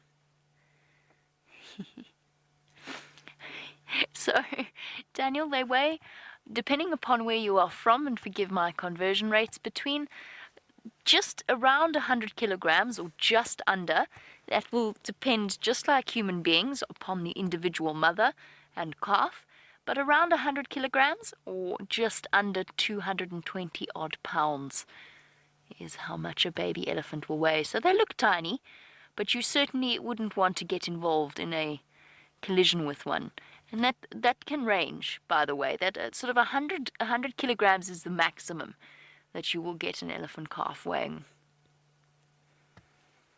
And they grow exceptionally rapidly in their first 10 or so years of life, or especially in their first 5 or so years of life.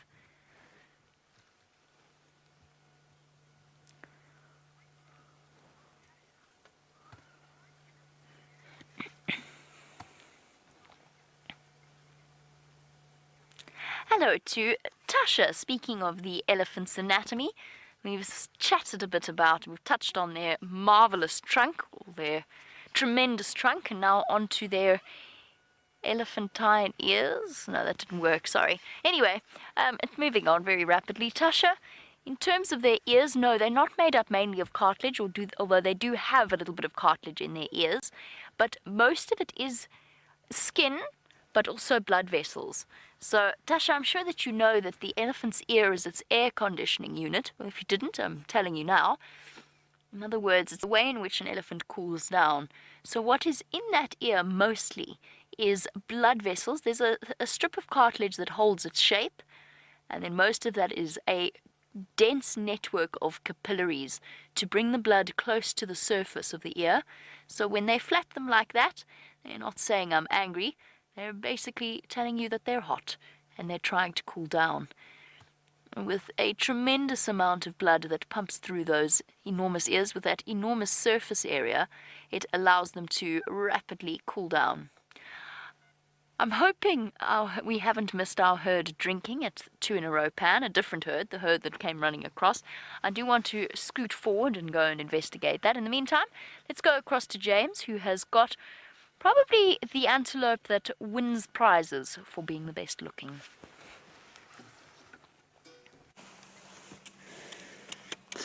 There is an antelope that wins the best prize for being the best looking, everybody. As Jamie said, it is a Nyala, of course, a beautiful Nyala bull. And he was, just before you came across here, eating a bone. And I'm going to go and retrieve that bone once he's moved off, so that I might show it to you. And you should marvel at the fact that that Nyala thinks that it is a hyena. Doesn't it, Brian? It was even whooping like a hyena, wasn't it? Don't be ridiculous. I heard it.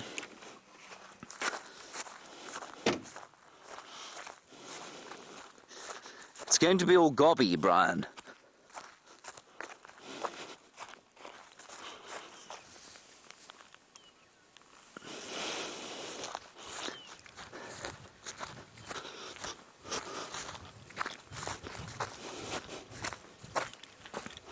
Standard issue bone, everybody, and this is what the Nyala was eating. And indeed, you can see it, the glistening of the Nyala saliva there. Can you see it, Brian? Not really. Not really, no. No, wrong side of the light, really, isn't it? Yes, yes. Anyway, it's not unusual. It's completely common, of course, for Nyala, especially this time of the year, to eat bones. Nyala are particularly fond of it, but many other antelope as well will suck on these bones. Apparently, it is largely for phosphorus, but also for calcium that they get out of these bones, and of course that's because it's just simply not enough of it in the foliage that they eat. Can you see his teeth marks? I cannot see his teeth marks because I think they do more sucking than chewing, you know, being blessed with teeth rather like ours, and we might... No, I'm not really going to do that. It would be quite dangerous, I think, for us as human beings to be trying to put these sorts of things in our mouths.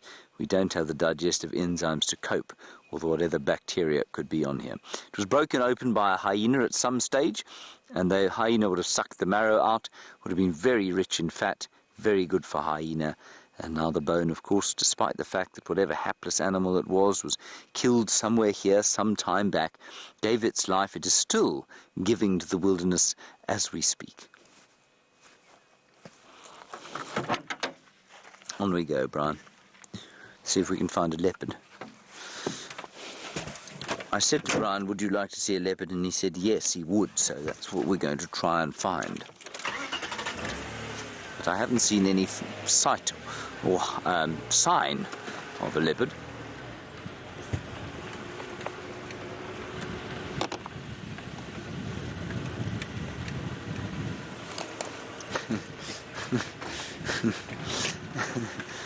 Hello, Tony. Tony, you're wondering how Nigel's doing. Now, for those of you who don't know, Nigel was a Nyala that was eaten by, I think, killed by Tingana, and then he was eaten by some lions. And we found him with his horns intact and his jaw still attached to his top, but just his spinal column. The rest of it was gone. And Brian and I, we did a little segment where Nigel was pretending to narrate his own death, because as I held him by his horns and moved him around, his jaw moved up and down, and it looked like he was talking, so we narrated his death through his own voice, really. And we then put him in a plastic container full of flesh-eating beetles. And Tony, you're wondering, has he been cleaned of all of his flesh? He hasn't yet, and it's because it's winter. And what Yuri describes, Yuri's the landowner here, what he describes as the committee, and the committee is what he refers to as the collection of beetles he has. The committee has not been very busy of late because it's been cold, and they haven't been breeding much because he hasn't been clearing up many skeletons of late. But there were a few members of the committee left, and Nigel is doing his very best to reignite their existence. So he's still in his plastic casing full of beetles, and hopefully sometime soon we'll be able to show you to him. All right, Jamie's predictions of elephants drinking has come true. Let's go and take a look.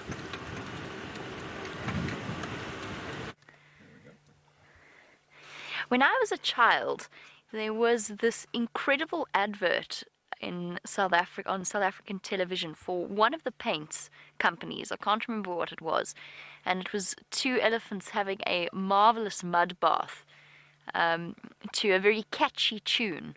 And I cannot help but be reminded of that particular advert right now when we've got two young bulls having a marvelous time and providing us with such a stunning scene at 3 in a row / 2 in a row pan on Cheetah Plains.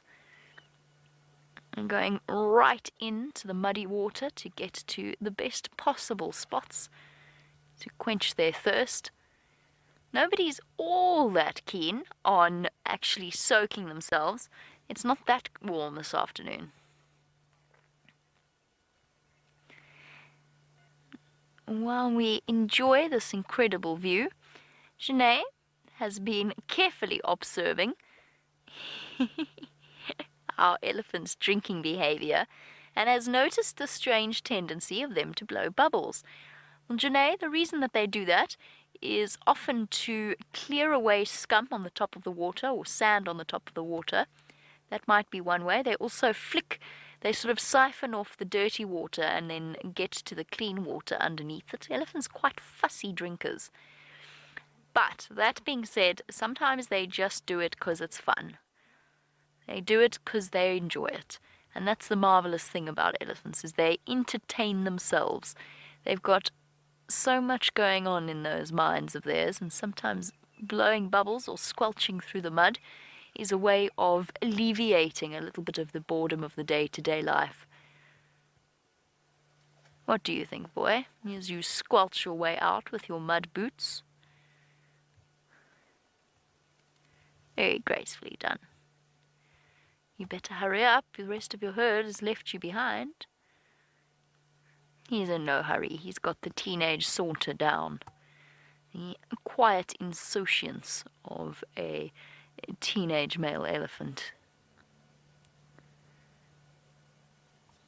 I still hear some talking happening from the other side, but these two are too old and grown up for that. They're just going to subtly move behind the rest of the herd. Now that all-purpose trunk, used for drinking, eating, blowing bubbles for fun, sniffing other elephants, touching other elephants, whatever else it happens to be, Nisha, yes, one of the things that they do use it for is breathing, like a nose, like we breathe through our noses. And they regularly do that. And in fact, an elephant is one of the few animals that is basically able to completely submerge itself. I'm talking land mammals, that is, able to completely submerge itself and use the trunk as a snorkel. How cool is that? That's how elephants in Botswana and places where there's huge bodies of water, that's how they cross those bodies of water. They can swim. They're very good. I wouldn't call them... Look, they're not going to win any... Oh. Hello. Our elephants are coming, sneaking up behind us for a drink as well. How wonderful. Hello, everybody. It's okay. Don't mind me. I'm sorry, I planted myself right here. Told you. This place is teeming with elephants. Today's an elephant-filled afternoon. Hi, guys. Come have a drink. Don't mind me. They're parting around us on either side like an ocean or a river. Hello, big girl. Hello, big girl. Don't mind us. My apologies. You're all coming to go and have a drink in the dam. Nicely, big girl.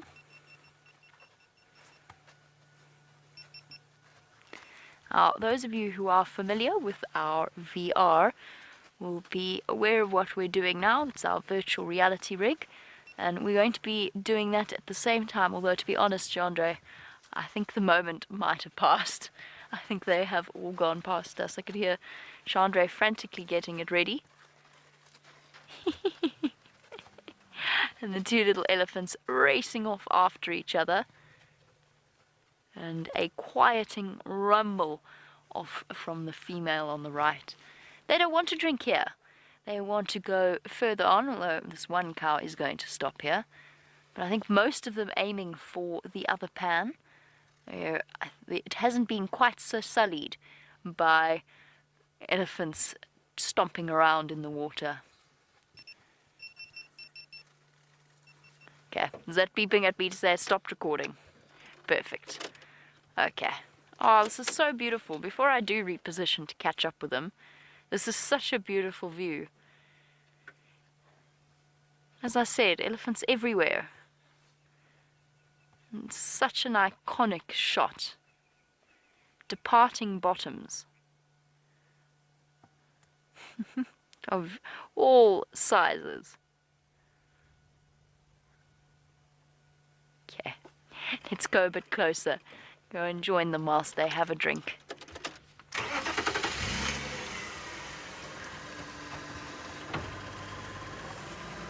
Most of you know I absolutely love elephants, and spending time with them, no matter what the mood, is always an incredibly fulfilling and enriching experience.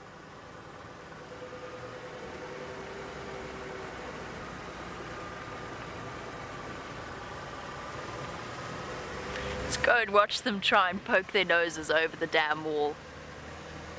They'd poke their trunks. It's a pity quarantine isn't here to watch them go wandering past.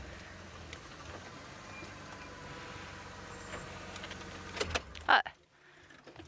That was, what's the word? But this, oh shame. I know that they are led by the females in each herd, the older and most experienced.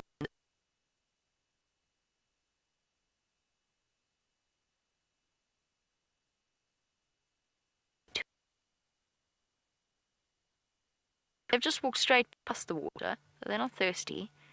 And of course they're hungry, they need to eat pretty much constantly.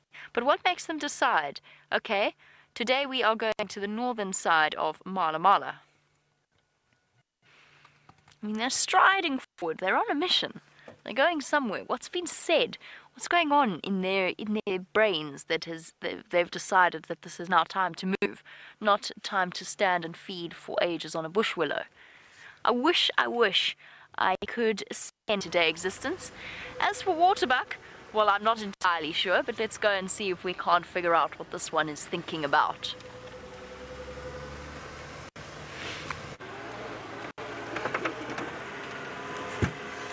It's party time. Yeah. It's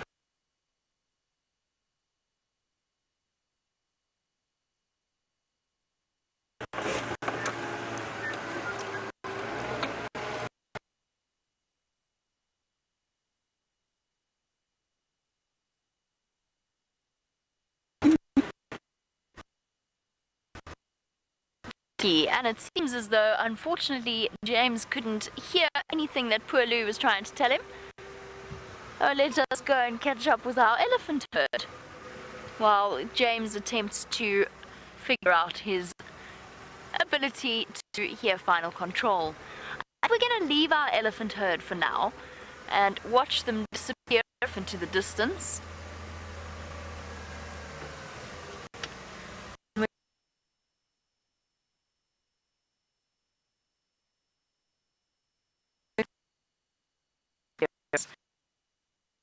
I'm distracted by the disappearing elephants for me to put on a jacket, because it's quite chilly now.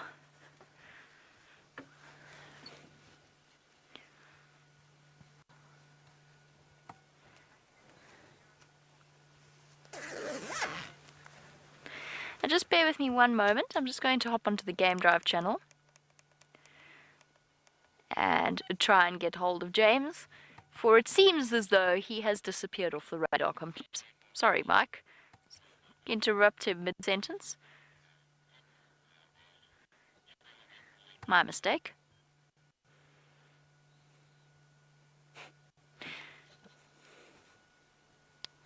Sorry about that, Mike. James for Jamie.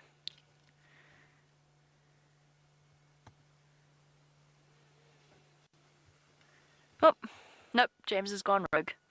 He's... Oh, there he is. I'm calling you, James.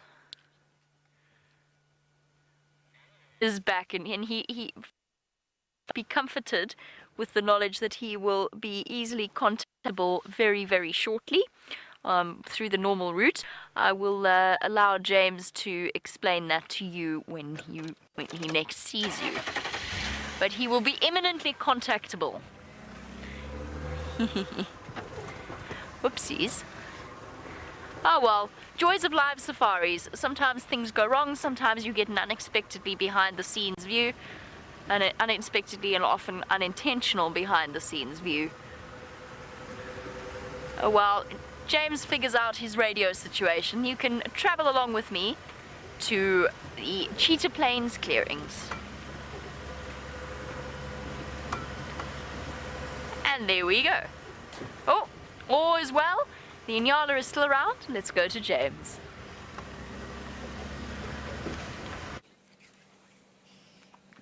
I do apologise, everybody. I managed to hit the radio so that I was on the completely wrong channel. I'm very pleased that neither Brian nor I said anything untoward during our last segment, which we were unaware of course.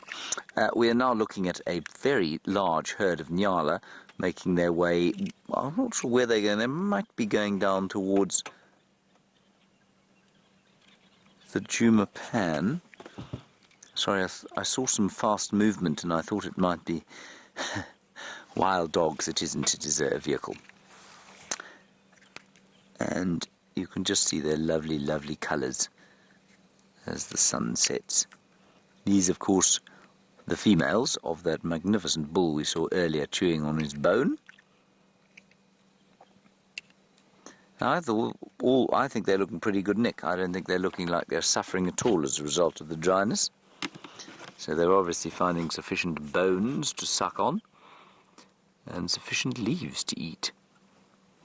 Now I say it's a large herd because normally it's sort of 4 or 5 females maybe, and there are a few here. There are 4 or 5 here plus a bull, and then a whole lot more have just crossed the road in front of us with some calves. I'm not going to go forward because they'll get a bit of a fright. We'll just sit here and watch them cross the road in their superbly elegant fashion. Don't you think they're elegant, Brian? So elegant. Almost as elegant as Brian is tall. Oh, and I don't know if you can hear in the background, there is a crested barbet calling. Hello, Pierre. Nice question from you about territoriality. And you say, are these antelope territorial? Sometimes they are. And if you impala are territorial during the rut, so when they're trying to mate, they make a little territory and they try and herd the females into it. Wildebeest the same. They become territorial during mating season. And the Nyala will to a certain extent. But largely they're not. They don't have permanent territories. And their territories and home ranges shrink and swell depending on the conditions. Depending on how much water there is, how much vegetation there is for them to eat. They are water dependent. And so their territories will shrink. They can't afford to be too territorial. If water, for example, is as concentrated as it is now.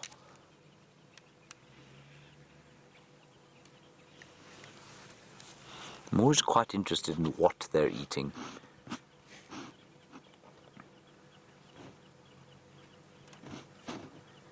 A very, very good question from Aaron in Florida, and I think I know the answer to it. You say, would different antelope species fight with each other? Aaron, I'm going to say no, and the reason I'm going to say no is because they're normally completely different sizes. So a Nyala would very seldom try and take on a kudu. Well, in fact, I don't think it'd ever take on a kudu bull because a kudu bull is much bigger than him. Likewise, a bushbuck, which is the other tragelaphid or spiral-horned antelope that we get here, well, they wouldn't take on a Nyala because a Nyala is that much bigger. I don't think an impala would take on a Nyala. They have separate kind of feeding niches, so they wouldn't take each other on. Duiker and Steenbok, likewise, they're different sizes, slightly different feeding niches. There's no real reason for them to take each other on, except maybe over water, but there the size difference, I think, would preclude it. If you're bigger, the bigger you are, the more you get to, or the more premier your position becomes at a drinking hole. So I think that's pretty much what happens. I've never seen inter-antelope species fighting. There's speaking of another antelope, there's an impala, ram. Now, to me, he looks a lot more ropey. In fact, he looks very ropey. Much more ropey than the nyalas. And I think there's a good reason for that. I think that you'll find that many animals out here, of course, some of them will show or be carrying diseases in a parasite load that perhaps wouldn't affect them at all, were it not for the fact that they're now struggling to find enough to eat. So only the strongest animals are going to survive if the drought continues. And therefore, that's the other reason that impala is looking ropey, is that he's chasing girls around, which means that he will be forgetting to eat. There's a beautiful bull, nyala bull there, with some impala cow in the middle, and then another nyala cow behind. There you can see the wonderful difference between the two. And that's not 3 species you're looking at, it's only 2. Male nyala, and female impala. And oxpecker having mud bath. Not mud bath, dust bath, sorry.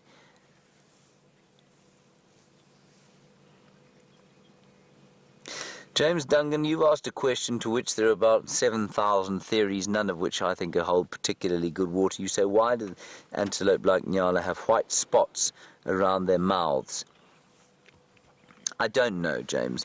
One of the theories with the kudu, or not the kudu, the nyala, is that they have white tips to the horns and those white chevrons and dots under their noses, and they can size each other up by judging the distance between those white dots and the white tips to the horns. I think that's utter nonsense. I think they size each other up without such a ridiculously complex method there. So I don't know. I think it's probably got much to do with them being disguised or trying to camouflage themselves. They live in dappled light always. They live in thick bush, fringing drainage lines where the light is dappled. And so what I think they try and do is sort of blend in with that in much the same way that a leopard does. Right, Jamie, the elephant whisperer of Juma, has got some more elephants. Let's go and look.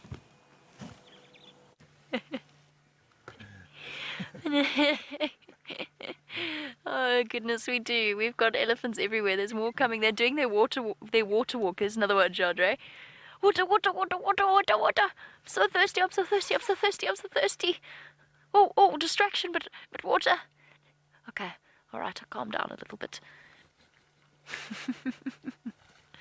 Oh, this has been such a wonderful afternoon surrounded by elephants having a drink, and I think this is the place to be. Cheetah Plains Pan. You thirsty little one, careful. Don't rush into things or you might fall down.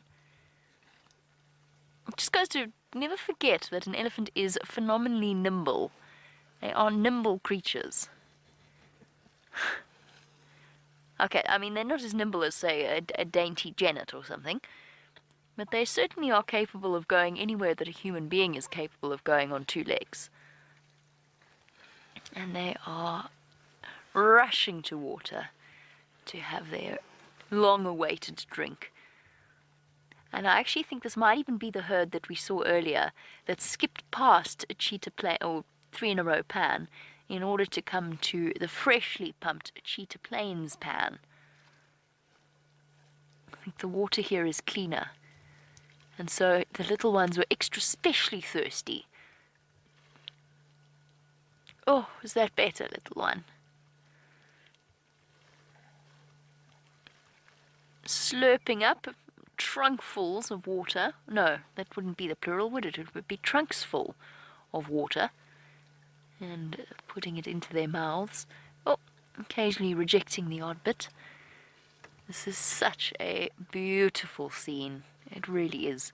And at the back there, although you can't see it, because we've got the perfect combination of heights, It is definitely our elephants from earlier. There's that elephant with a half an ear that you unfortunately didn't see, but I did when they raced past.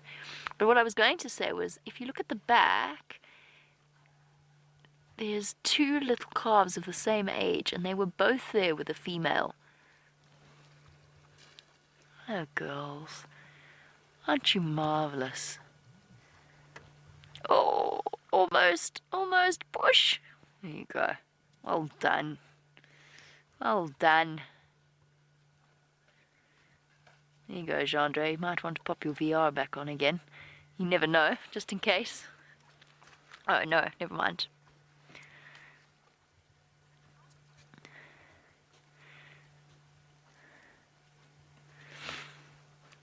I absolutely adore moments like this and sightings like this. Just time spent watching the elephants. They're always doing something interesting.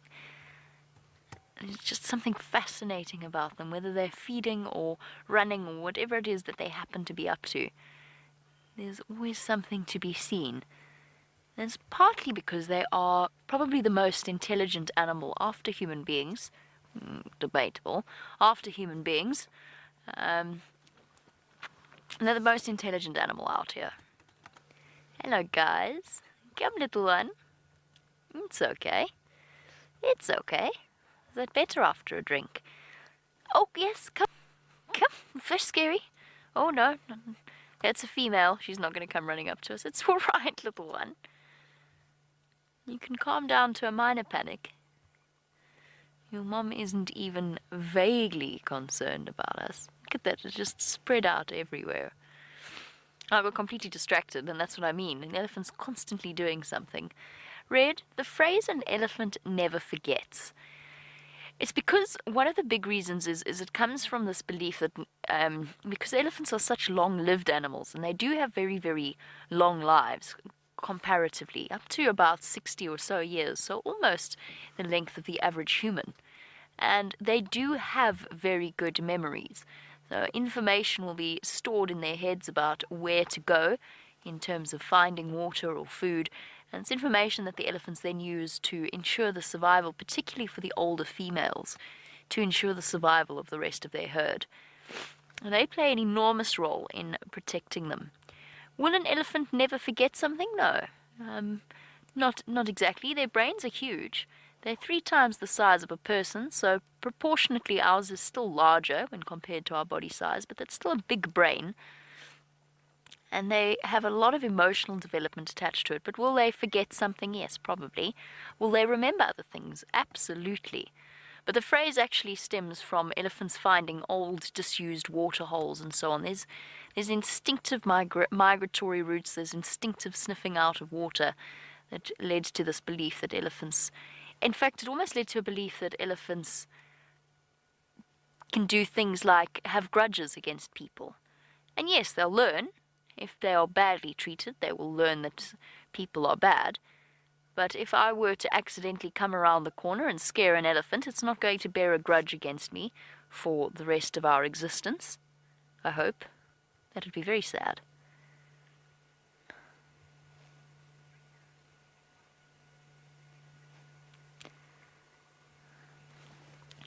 And hello to, as always, one of our very special viewers, Sabrina, who is 12 years old. I'm so glad you are on our safari once again.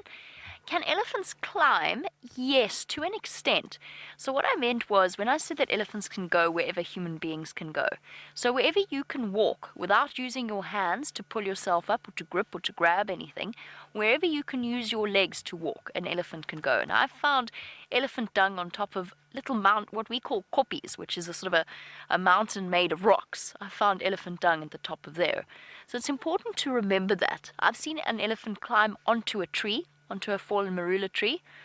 I also once saw a little baby elephant pull itself up by its trunk, but that's a different story. So whilst they're not climbers, they do have incredibly good proprioception and an awareness of the world around them. No, Rusty. No. No.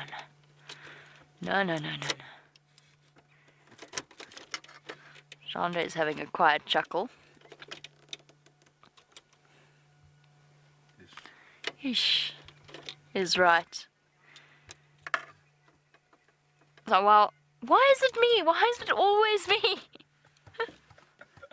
Well, that's the Q20s in the car, or WD-40, depending on how you want to know. We won't go with any product placement here. While I try to turn the key once again on the furthest possible spot away from home that we could possibly be, let's go across to James, who's having a good chuckle at our situation.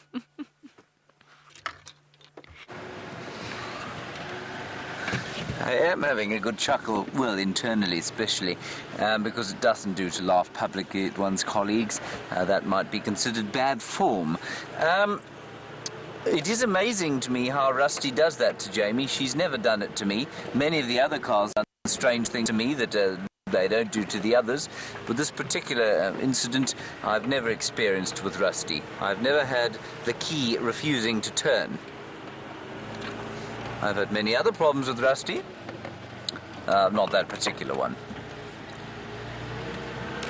Now, what we're doing is driving once again past the Gallagher waterhole, and we're going to go up Mvubu Road. I don't think anyone's done that this evening, and just see if we can't pick out what it was that the bushbuck were alarming at here at Gallagher waterhole a little bit earlier. There's a beautiful picture of a greater blue-eared glossy starling. And it's going. Did you hear it, Brian? I don't. Did you? Yeah. I'm going to play the call anyway. It's a wonderful call. There we go. Isn't that nice?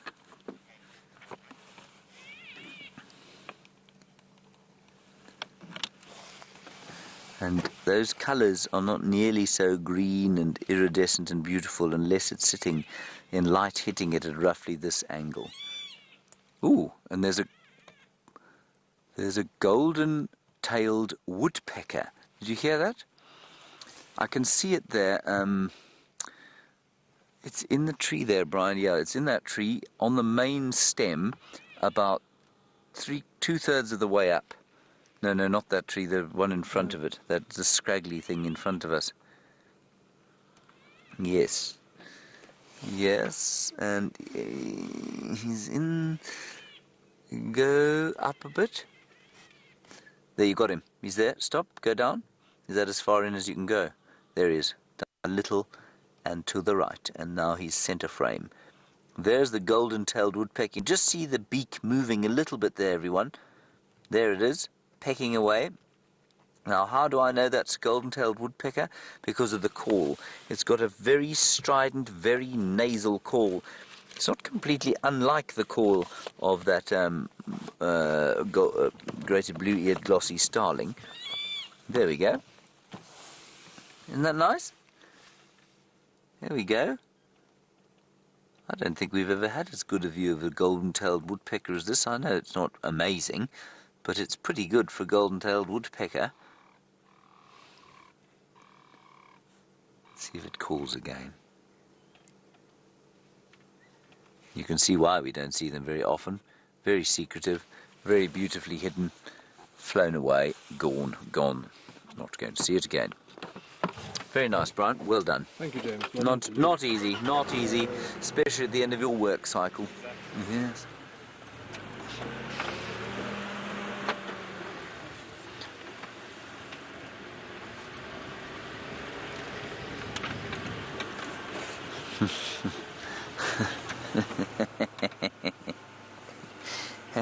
Hello, Gracie, aged 8. You say those bull antelopes look like Indian chiefs. I think they do too, a little bit. I think that's wonderful that you've noticed that. And of course, you know that the Indian... Well, the reason they...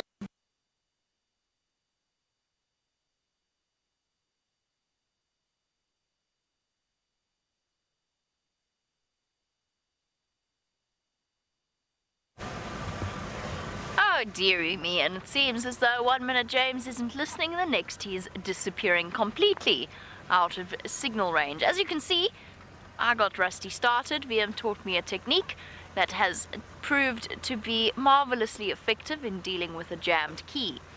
So, here we go. A mystery to be solved, or not really solved. I don't think it's so much a mystery as just an interesting little tidbit of information. One female buffalo, along with 2 males, and almost inevitably, when a female buffalo, oh boy, what are you giving me the dirty look for? Almost inevitably, when a female buffalo is like this with 2 duggar boys, it's because at some point the herd that she was in was chased by lions. And what happens is they get split up, and she, because of her herding instinct, she's immediately joined up with a group of males out of, well, just a desire for safety. And the other day we saw just how well that worked. We came so close to having a kill on the live safari. The lionesses of the Nkuhuma Pride jumped on the back of a female buffalo in exactly the same sort of situation as this. It's not her, by the way. It's definitely not the one we saw before. First of all, we're too far away, and second of all, her horns are not droopy enough. But in that scenario, the lions jumped on her and injured her, not seriously, but injured her quite badly. And the buffalo bulls actually saved her life by chasing the lionesses away. And they kept coming between the injured female and the lionesses. And since there were only 3 lionesses, they were not successful in catching them, and the buffalo made a happy escape. And that's could well be what saves this female's life, although hopefully at some point she will reconnect with the breeding herd.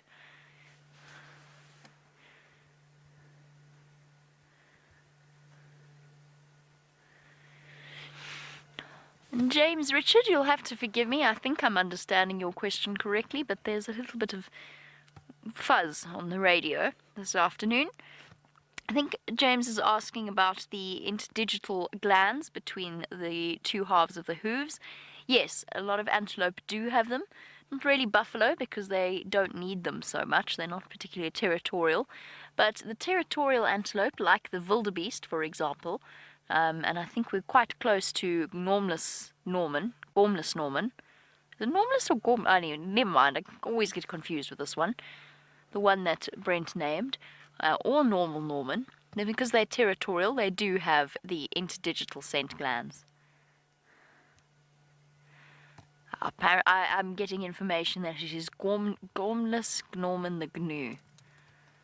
We really shouldn't let Brent name things. I don't know why you lot do it. Don't let Brent name things. His name for Benjamin Button, the little elephant calf, was old before his time, which certainly is super catchy. Yes, the blue wildebeest does have scent glands between his 2 hooves, as James Richard says, interdigital glands or pedal glands. The steenbokkies have it, the little duiker have it, or the territorial antelope. And there you go, there's Gnormless Gnorman the Gnu. Ridiculous. Who's in? Hands up if you're in the mood for more elephants. Okay, because they're coming this way. Oh, this is such a marvelous day. Elephants on the clearings. I wish they'd arrived just as the sun was still up. That would have been a marvelous picture. But this is still truly spectacular. What a peaceful way to spend one's afternoon. And we so often have our close-up sightings of the elephants. It's not always that we stop and view them from a distance and just take in the scene as a whole. Here's another elephant I've seen before. Awesome. Absolutely stunning.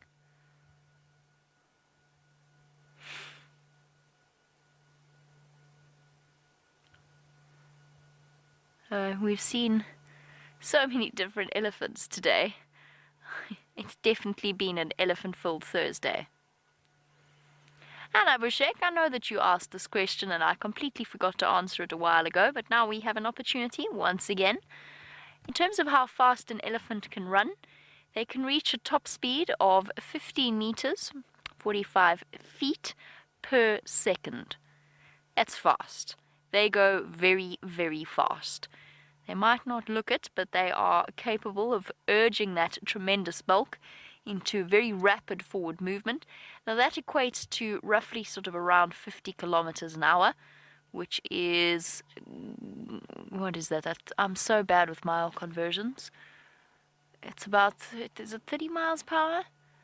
50 kilometers. 50 kilometers an hour, 30 Roughly, miles. yeah. Yeah, roughly 30 miles-ish per hour. Sorry if you are from a place that uses miles. I'm much better with kilometers. 31.6. Thank you very much. Andre is obviously clearly far better than I am. 31.6. Right. that definitely put me in my place, down to the decimal point. Chandra then says roughly. Let's go with meters per second. 15 meters per second, alternately 45 feet per second. They can't maintain that for a huge amount of time, but they do cover ground very, very fast. Oh, little ones. This is elephants of all sizes, and look at that. There's another herd on its way. It's getting ridiculous. It's the little ones that were drinking at Cheetah Plains Pan. The twins, two Ellie calves of the same age. And it's not impossible that they are twins, you know. It's unlikely, but not impossible.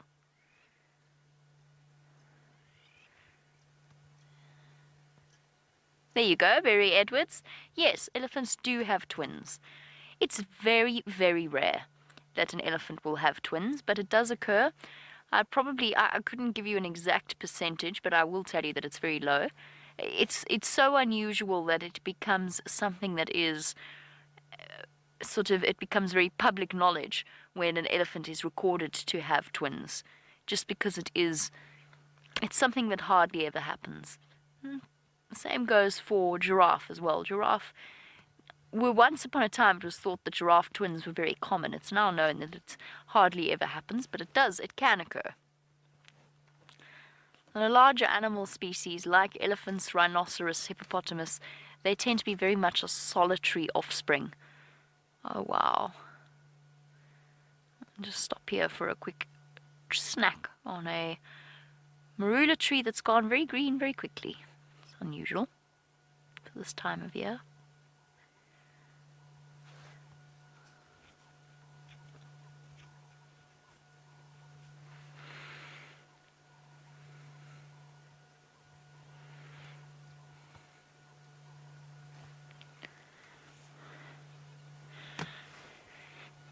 Out of the elephants that we've seen crossing in front of us, I'm sure at least some of them would have been pregnant, and we saw them drinking as well.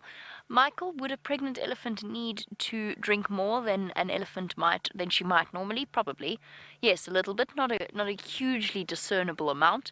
Elephants are incredibly water-dependent creatures anyway, so they need to drink as often as possible. It's part of the digestive system and the amount of roughage that they eat. And most likely a pregnant female with her 22-month gestation period will need to drink a little bit more water than usual. But I don't think that you'd notice it. I don't think she sort of rushes backwards and forwards to go and have a drink. Although, a close on 200-pound baby, I'm sure she urinates more frequently.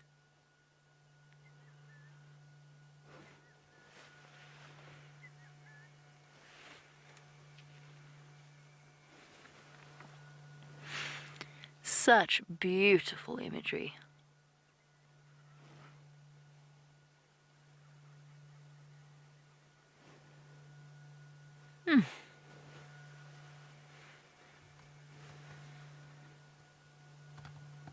Right. I think we're done now. Oh, what you chasing, little elephant? This one here. Oh, are you chasing Gormless Norman? No, man. Brent. It's ridiculous. The elephant is chasing the wildebeest.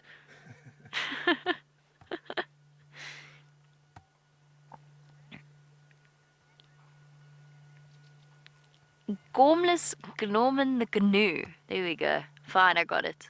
Sort of. Yeah, look, they do look a little bit like twins. Very, very unlikely, but they're about the right size. They're the same size as each other, and they've been with that mom the whole time. It's not impossible. It really isn't. I wonder. They've been, when we first arrived at Cheetah Plains they were together with her. They're still together with her, even though the rest of the herd is elsewhere. Might just be that it's nice to have a companion of their own age or a similar age. Don't know. I'm hesitant to try and claim that they're twins. Might be a bit of a stretch.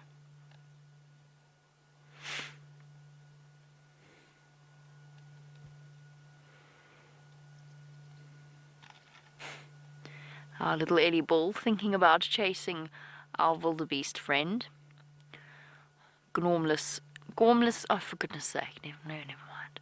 I really was going to genuinely try there, but I give up. Poor old Norman, Glorman.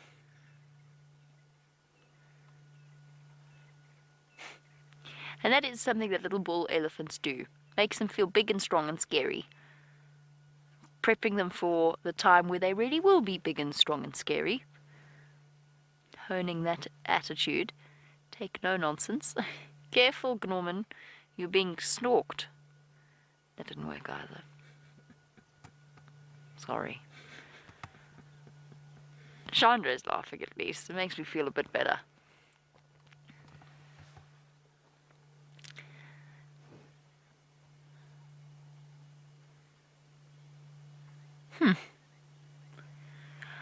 I suppose we should think about, I don't actually even know what the time is anymore, but I suppose we should think about going to search as the sun starts to go down for the elusive potential brown hyena that might be around here. I mean, that is a very brave even suggestion for myself to make, but I'm really keeping my fingers crossed I might be right about that. What I should have done was asked Mike, or Ephraim, actually Ephraim probably, he's been here longer, whether or not they have ever seen a brown hyena here. Those are massive true kings of the African bush, or queens in this case, move off into Mala Mala. Let's go back across to James, who has got something very large, but definitely not grey.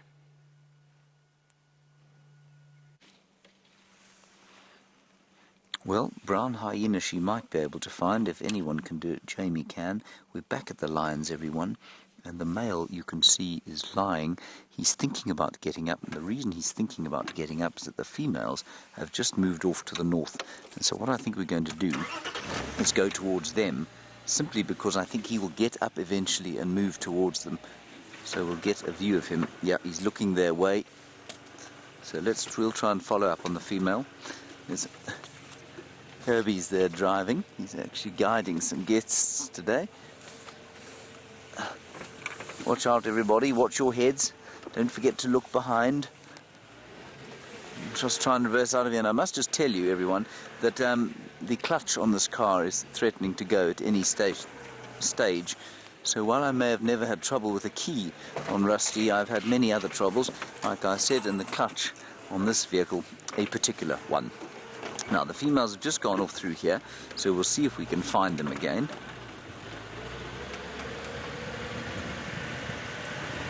Just walked through here. It's quite thick, so I didn't want to go blasting in there after them. Can you see them at all, Brian?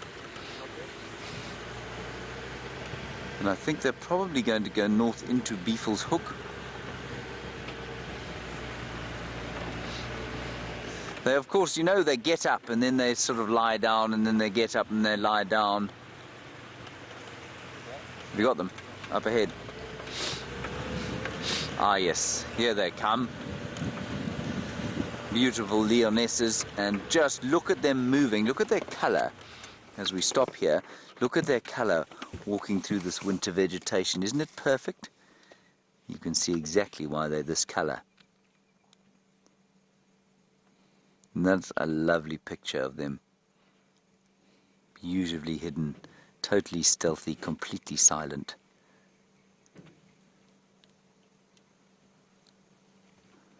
And that big male, I think, is going to come out. She's of the lactating female. Where she's left her youngsters, I don't know. The usual story, Brian? The usual story.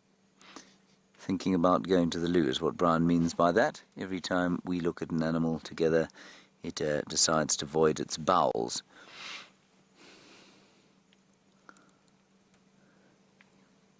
Getting some support from her sisters. Let's go further forward.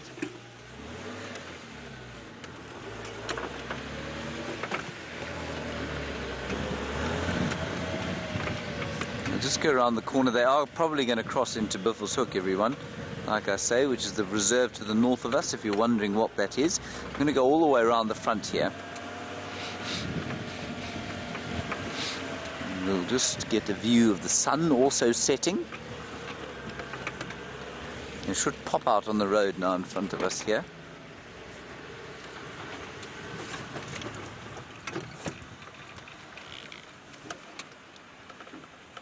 Can you see them at all, Brian? Are we going, should we stop or? A little bit further forward, just the other side of this Balanites tree.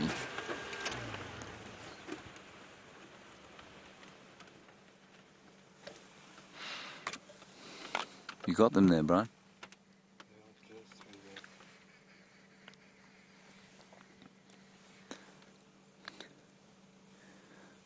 There we go. Here they come, everyone. There they come. They're about to come onto the fire break now. I'm just giving an update there on the radio. Affirmative, due north.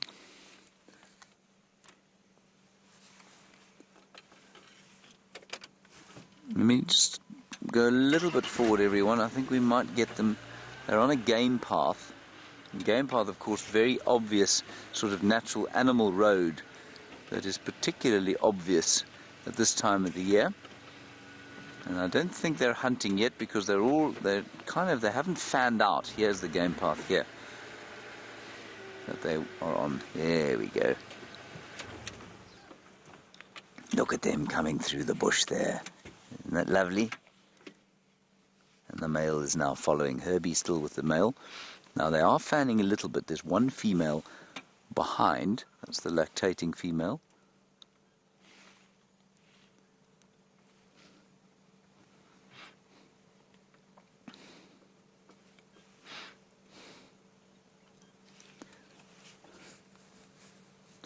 Isn't this wonderful? It's so lovely seeing lions move. And that's Amber Eyes there. Look at her orange eyes. Hello.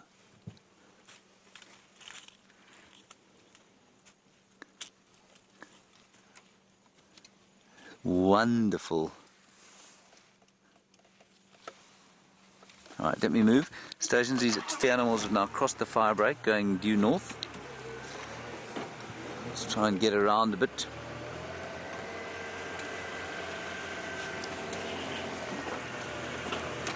Elephants have made such a mess here.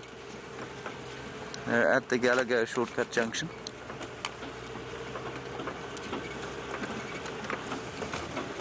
Elephants.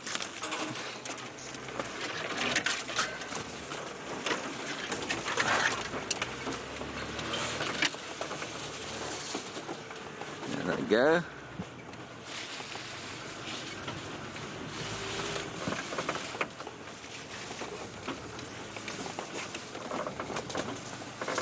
Go.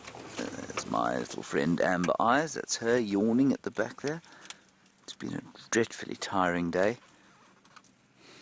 They're going straight into Buffels Hook. That road in front there is Buffels Hook boundary. I don't know if you have any idea how big they are, everybody, but they stand about 1.5 meters at the shoulder, so about 4 feet. They're quite tall. And they're certainly much bigger than any dog you've ever seen. About 120 kilograms for a really big lioness, like Amber Eyes, and 120 kilograms, about 240 pounds. So they're not small. Now the male is going to come up through these copper-colored trees shortly. So we'll just stand by here for him. But there go the females.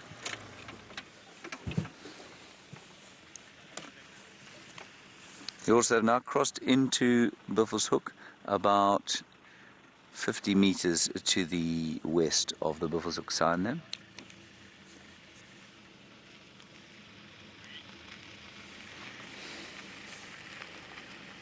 And look how beautifully hidden they are. What a perfect color they are.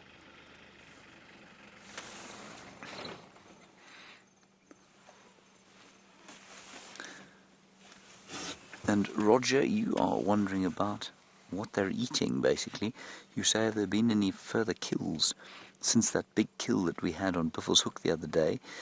There was reports of 3 lionesses killing another buffalo on Buffelshoek 2 days ago, and there's some confusion as to whether that was the Nkahuma pride or the Talamati pride, which comes in from Kruger and from the north of Buffelshoek, so I'm not sure who that was, but otherwise no. And these guys look hungry. They didn't finish that buffalo.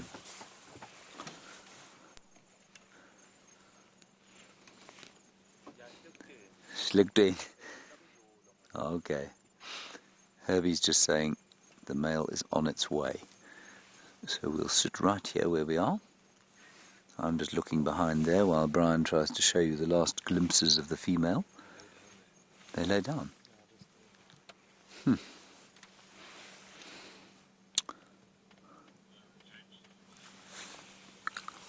Go yours. Not yet, no. Yes, we're still waiting for him. That's yours just asking if the male has come across. He will follow them.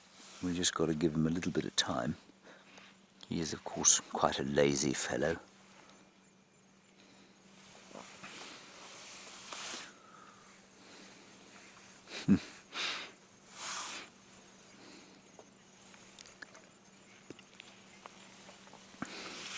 Now, Zoomy Mike in Michigan, you ask a very good question about coalitions, and you say, why is it that they have split up? Why would they not stay together? Surely the idea of a coalition, or the whole point of a coalition, is that you stay together and remain strong and you'd be able to dominate an area together. The coalition hasn't broken up. They spend less time with each other than other coalitions I've seen, but they're still in a coalition, they're still maintaining... I just thought I heard him moving there. They're still maintaining the same territory that all 4 of them will maintain together. So it's not like the coalition's broken up at all. Maybe it could be safer and more effective if they stayed in 2s.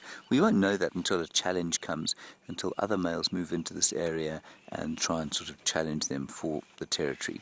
But at the moment it's fine. They're marking the same areas. They kind of split the territory up between them, and you know, the coalition itself is still strong.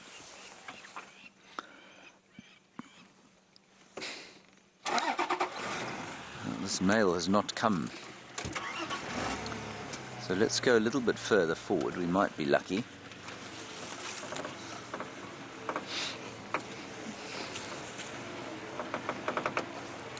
Hello Kurt, you're a new viewer and it's wonderful to have you with us. Thank you for joining us, and thank you especially for asking us a question. You want to know why it is... sorry, there's something stuck under the wheel here.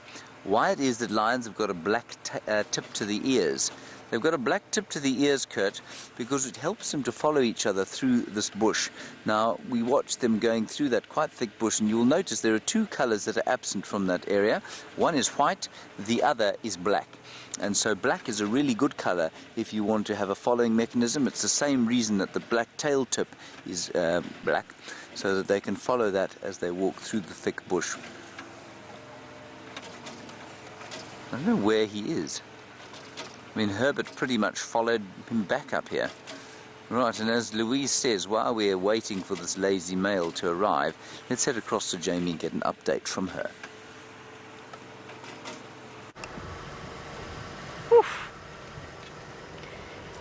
Well, we've definitely found the spot on Cheetah Plains where our communications come through rather crackly, but that's okay. I believe we are live, and you have arrived at the perfect time, because this is where, or close to where, I saw the suspected I mean, I'm willing to put my hands up and say I'm not 100% sure, but suspected brown hyena track. Unfortunately, no brown hyenas, but it's the perfect time of day for them, and you never know. I think that is something that would make me truly very excited out on the end of our sunset safari. It would be absolutely marvelous. It's totally worth being out on cheetah plains very far from home at this time of evening, just to keep an eye out for them. You know, Genre, not to put too fine a point on it, but Dave did spot a pangolin here. So, no pressure. Perhaps the brown hyena will be Gendre's crowning glory. Perhaps James will invite us to his party. That's true. Perhaps James shall invite us to the party apparently he was blithely singing away about. Didn't even know there was a party going on. I'm deeply insulted. Ah, they didn't invite the brown hyena either, or he hasn't got the memo. And there is no sign of our brown hyena. Apparently FC didn't get an invite either. This perhaps might be a party with just Brian and James, which admittedly would be thoroughly entertaining. Over to James, who's got the male lion. We had the male, unfortunately, he just popped out, and now he's going into Buffelshoek. I'm going to quickly turn around so we can get a view, but that's going to be it. Anyway, it's so wonderful to see them standing up. They are magnificent creatures.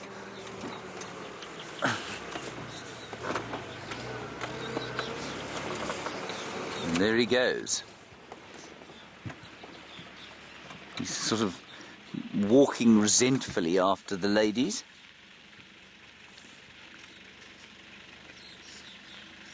And if you want to see what a fresh lion track looks like, we'll show you shortly. Smelling where they've gone. We've had a couple of questions lately about whether or not animals are able to kind of follow each other's tracks on sight. I don't believe they can. I think it's largely done on smell, and I think that's what he's doing there, is smelling where they have walked.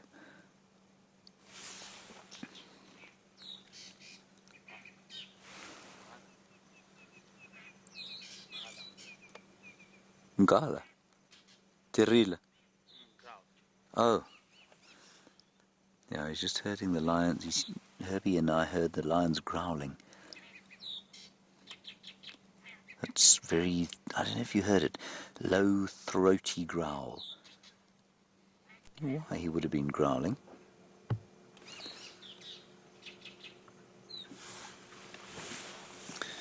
Yours, the male's just crossed north, same place, 50 meters to the east of the sign, west of the sign, sorry.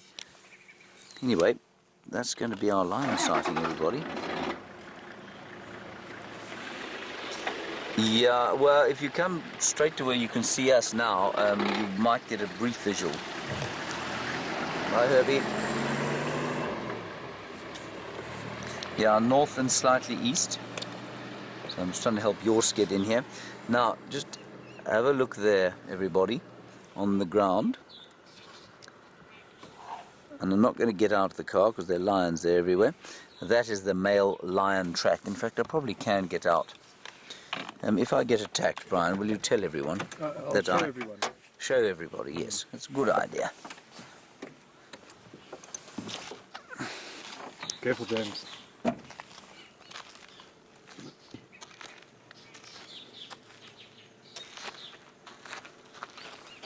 Just want to show you the size. There's my hand.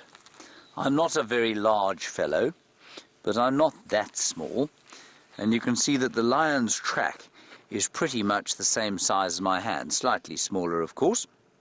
There, maybe the top joints of my fingers missing, he'd have roughly the same size track.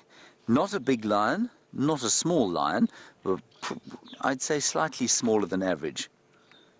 So that's quite interesting, and that's his track there. I'm actually quite impressed that my hand's bigger than his.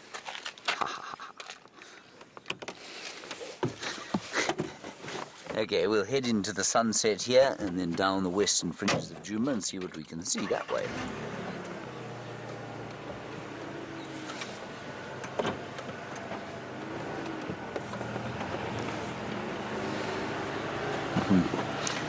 Jelly, you say you're surprised that nothing alarm called at those lions as they walked through the bush. There were two birds alarm calling. There were some fork-tailed drongos there going, and they were alarm calling at the lions. But none of the others, there weren't any other animals to be alarm calling at them. So there weren't any impala, there weren't any kudru or anything like that, and that's why they weren't alarming. If there had been an antelope or something like that, absolutely they would have alarm called at him and at the females. We'll just try and get you a view of the mountains here because we don't have a huge amount of signal in this area. And Ginny, in the UK, you say, do any of the predators have an alarm call? That's a really good question. Why do you look at the mountains? Well, have I got them too many sticks there? Let me go a little bit forward, everyone. No, I don't think predators do have an alarm call. Their alarm call is to growl, basically, is to say, stay away from me. That's what they do. I suppose wild dogs do have a little bit of an alarm call. They've got like a, oh, which is a sort of a bark to say, stay away. But I don't think any of the others have got an alarm call, no. It's an interesting one. It's more like a warning, a growl. There we are. Now you can see the mountains silhouetted by the last embers.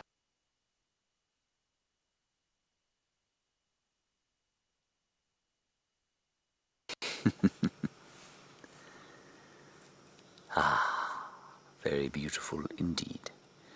And that skyline, so indicative of this area, the Hoedspruit sort of a skyline, if you like. Many memories watching that skyline at this time of the day.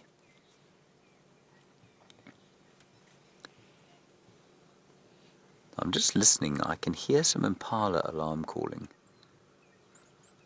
Let's try and get a position for where they're calling.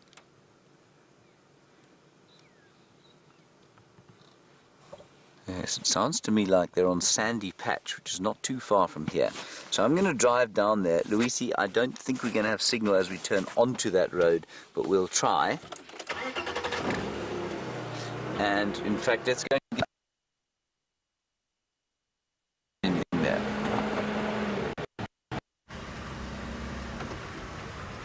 Oh, from a stunning sunset view to a journey on through cheetah plains. The temperature has dropped significantly. Jandre and myself... No, actually, Jandre, have you got a jacket on? Oh, you do, sort of. Piddly jacket. And Jandre is very stoic in the face of cold. I am not very stoic.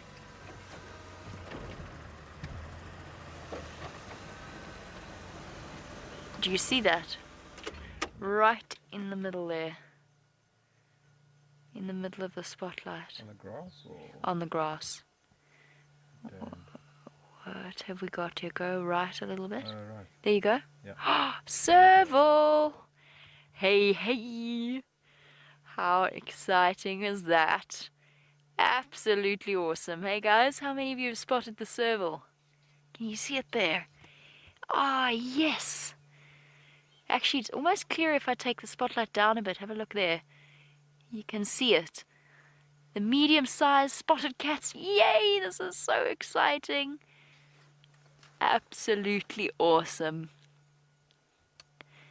It's so exciting. I love seeing serval. They are absolutely one of the coolest little cats and very, very rare.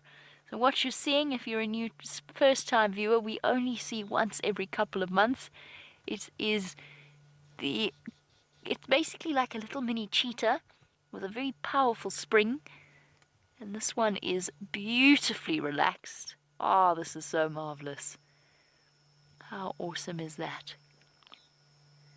I knew those ears didn't look like a Deka or a Steenbok.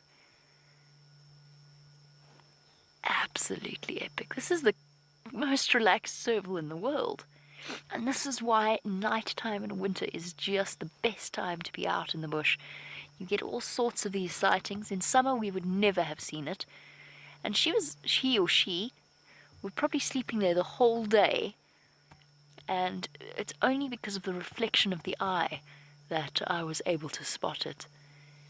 This might be one of the best serval sightings ever, just in terms of how relaxed it is. They are generally quite relaxed at night with the spotlight. Less so during the day. This is so cool. How's that, Chandra? Might not have been a cheetah, but we did find a serval. Hello, gorgeous. Your enormous ears.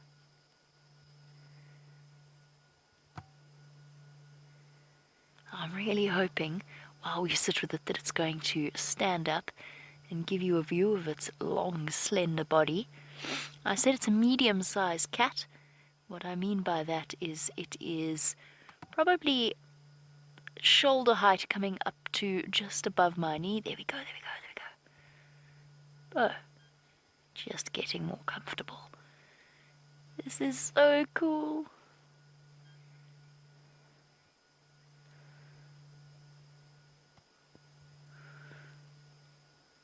Apparently James Richard was hoping for a serval sighting today, and we have provided one.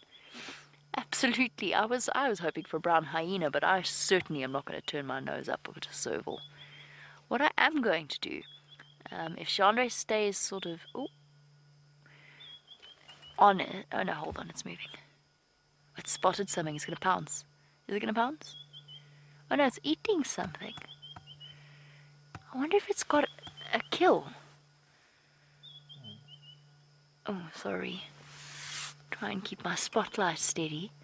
It definitely appears to be eating something. I'm just going to reposition the spotlight ever so slightly so that it misses it entirely. That's not what I meant to do. Trying to change the angle. Definitely appears to be feeding on it. Whatever it's caught. It could be a bird. It could be a small rodent. They are phenomenal jumpers and incredibly good hunters. I cannot hold the spotlight up like this indefinitely. It's definitely not going to work. Let's try and find a way of repositioning it. Okay. That tree is just in the way. This is epic. A serval with a kill. This is definitely the way to go.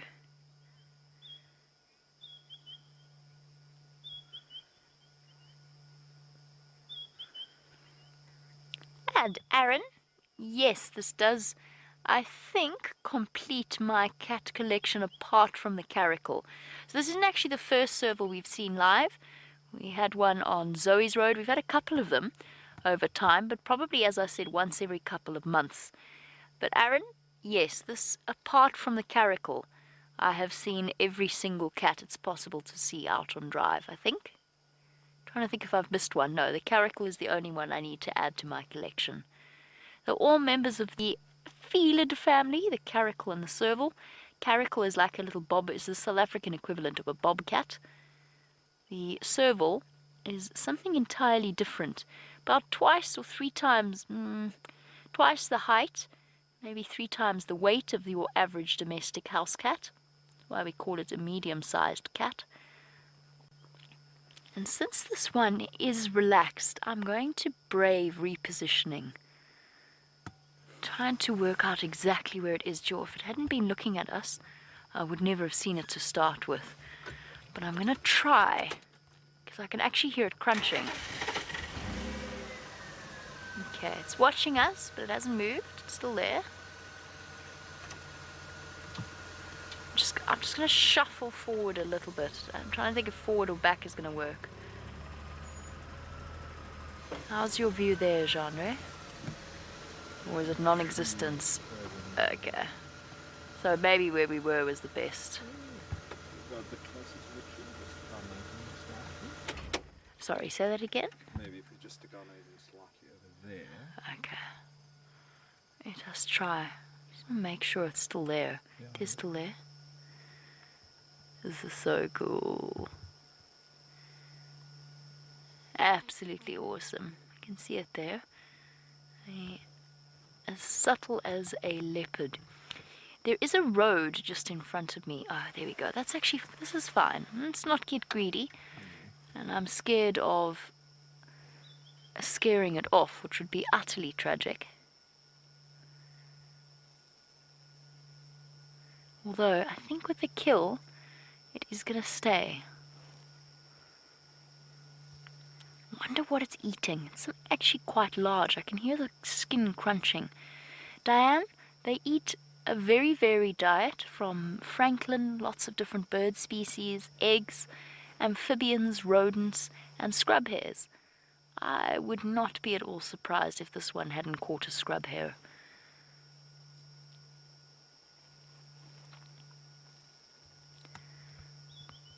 Okay, I've decided I'm gonna try and reposition.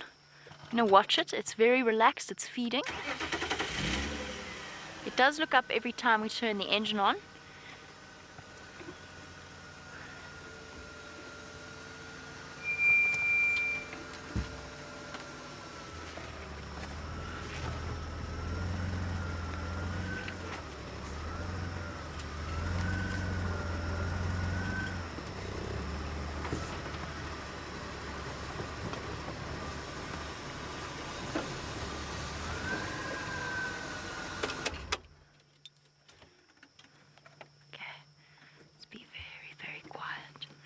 We're a lot closer than we were. I'm just going to wait for it to relax. Hello. It's okay. It's okay. Promise that's as close as we're going to get.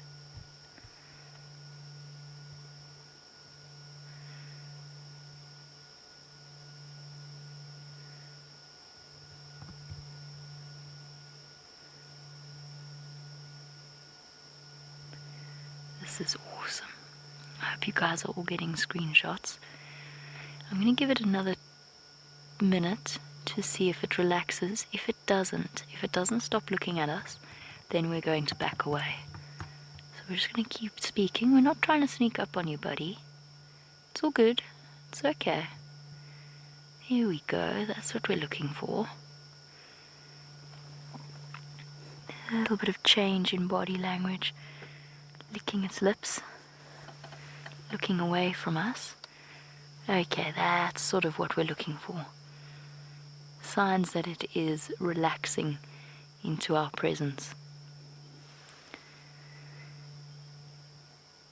This is so cool. This must be one of the longest serval sightings we've had. It's been a long time since I've seen a serval with a kill. Very long time, long before my time at Wild Earth. Absolutely epic.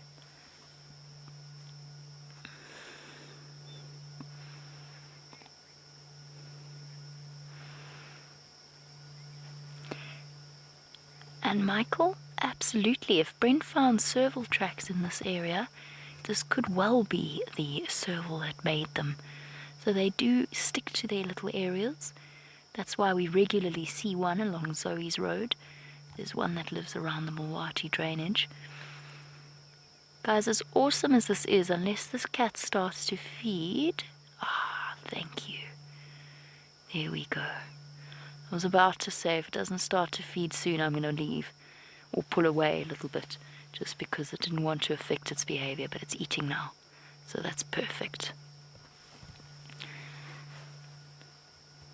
And as awesome as these moments are, it's really important that we approach them with as much caution as we would show for any of the animals. Now, Michael, yes, it could well be the same serval. It's entirely possible. And just like our lions and our leopards, just on a smaller scale, they have their own home ranges and territories. I can't get over this. This is so cool. I wish we could see what it's feeding on, but I'm sure it's something like a scrub hare. Oh, it's heard something.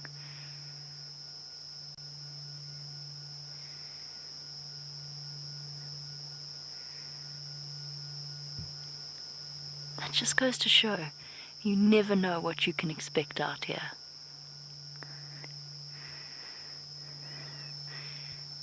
This is so cool. We can even, I'm going to be quiet. I don't know if you'll be able to hear it, but we can try. You can hear it chewing.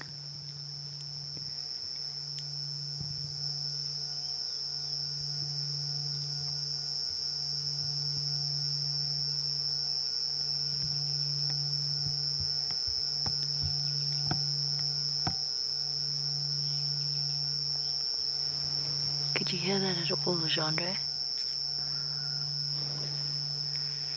Maybe just. Maybe just. Ow. My spotlight's getting so hot it's burning my fingers. It's okay, it's totally worth it for this incredible sighting. Wow. This may actually be one of the longest I've ever spent with a truly wild serval. With a non-habituated serval.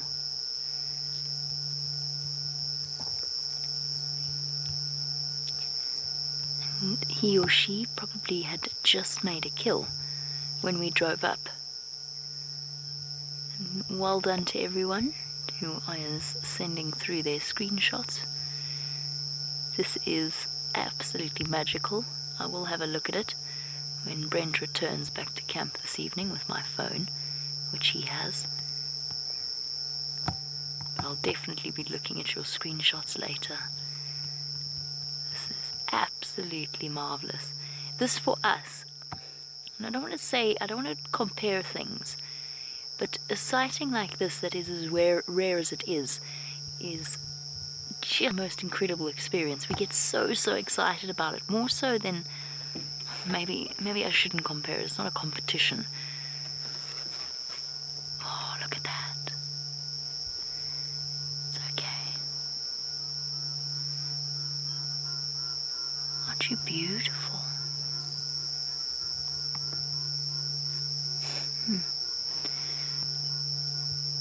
I can't get over how close the servals let us get. And it stayed.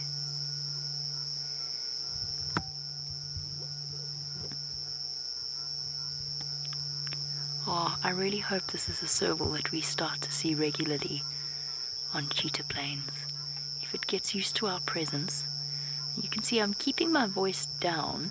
I'm not shouting, but I'm not whispering either. And I'm doing that very deliberately. I wanted to get used to the sound of our voice, but at the same time not feel threatened by it, and also not pretending that I'm trying to sneak up on it. Okay, we're going to stay with our serval. However, it is James's last drive before he does go on leave. So I'm going to send you over to him so that he can say goodbye, and we'll be back with you shortly.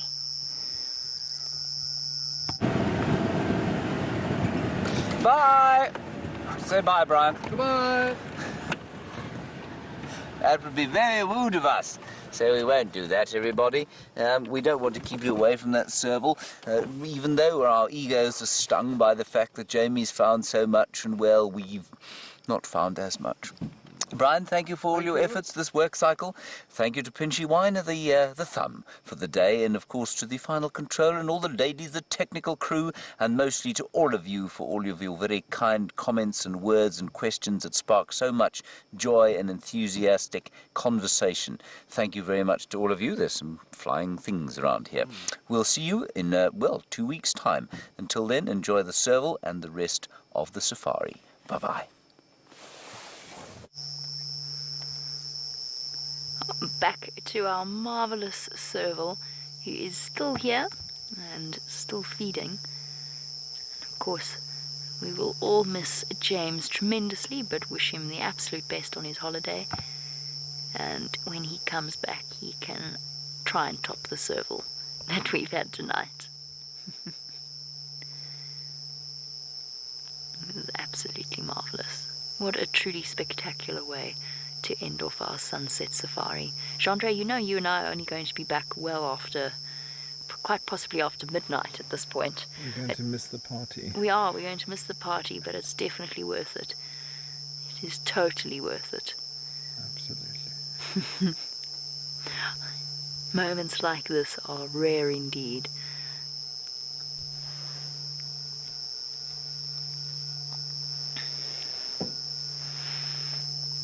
And yes, absolutely, Christina. So our leopards and our cheetah, we always speak about them having a unique, oh, and our spotted hyena actually, having a unique pattern of spots that is like a fingerprint to each individual. And Christina, absolutely, while I rest my spotlight holding arm, swap arms quickly, absolutely the serval do have unique spot patterns that would identify them. Each and every individual is different. So if we look, it's going to be very difficult with the view we've got, but definitely get your screenshot fingers ready in case our serval does stand up, and then we'll be able to identify this particular individual if we ever come upon it again in the future. Oh, I'm so excited. This is definitely really cool. Absolutely marvelous.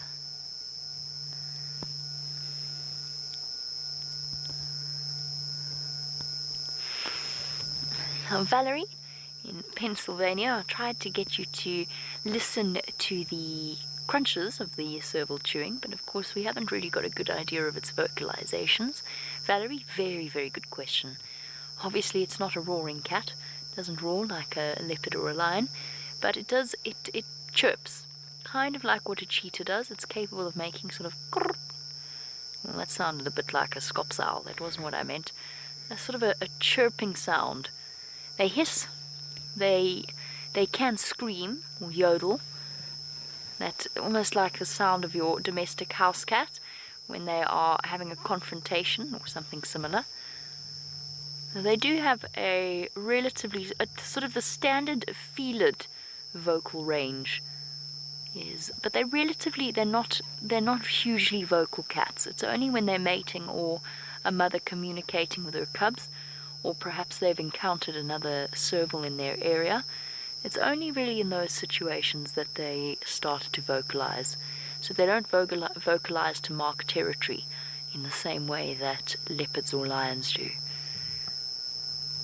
They're very, very different from the Panthera genus.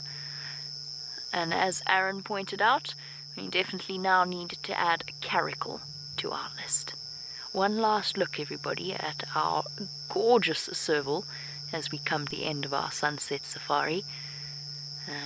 And we do, of course, have the usual thank yous to make. A thank you to Jean-Andre for his fantastic camera work as always, as well as to Lou and to the lovely Kirsty and Jerry in Final Control.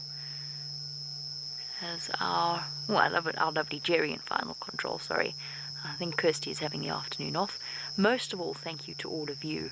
I don't want to distract you for too long. I want your sort of last images of this particular sunset safari. I hope you enjoyed it. It has been a marvelous evening. We'll see you tomorrow. Bye-bye, everybody.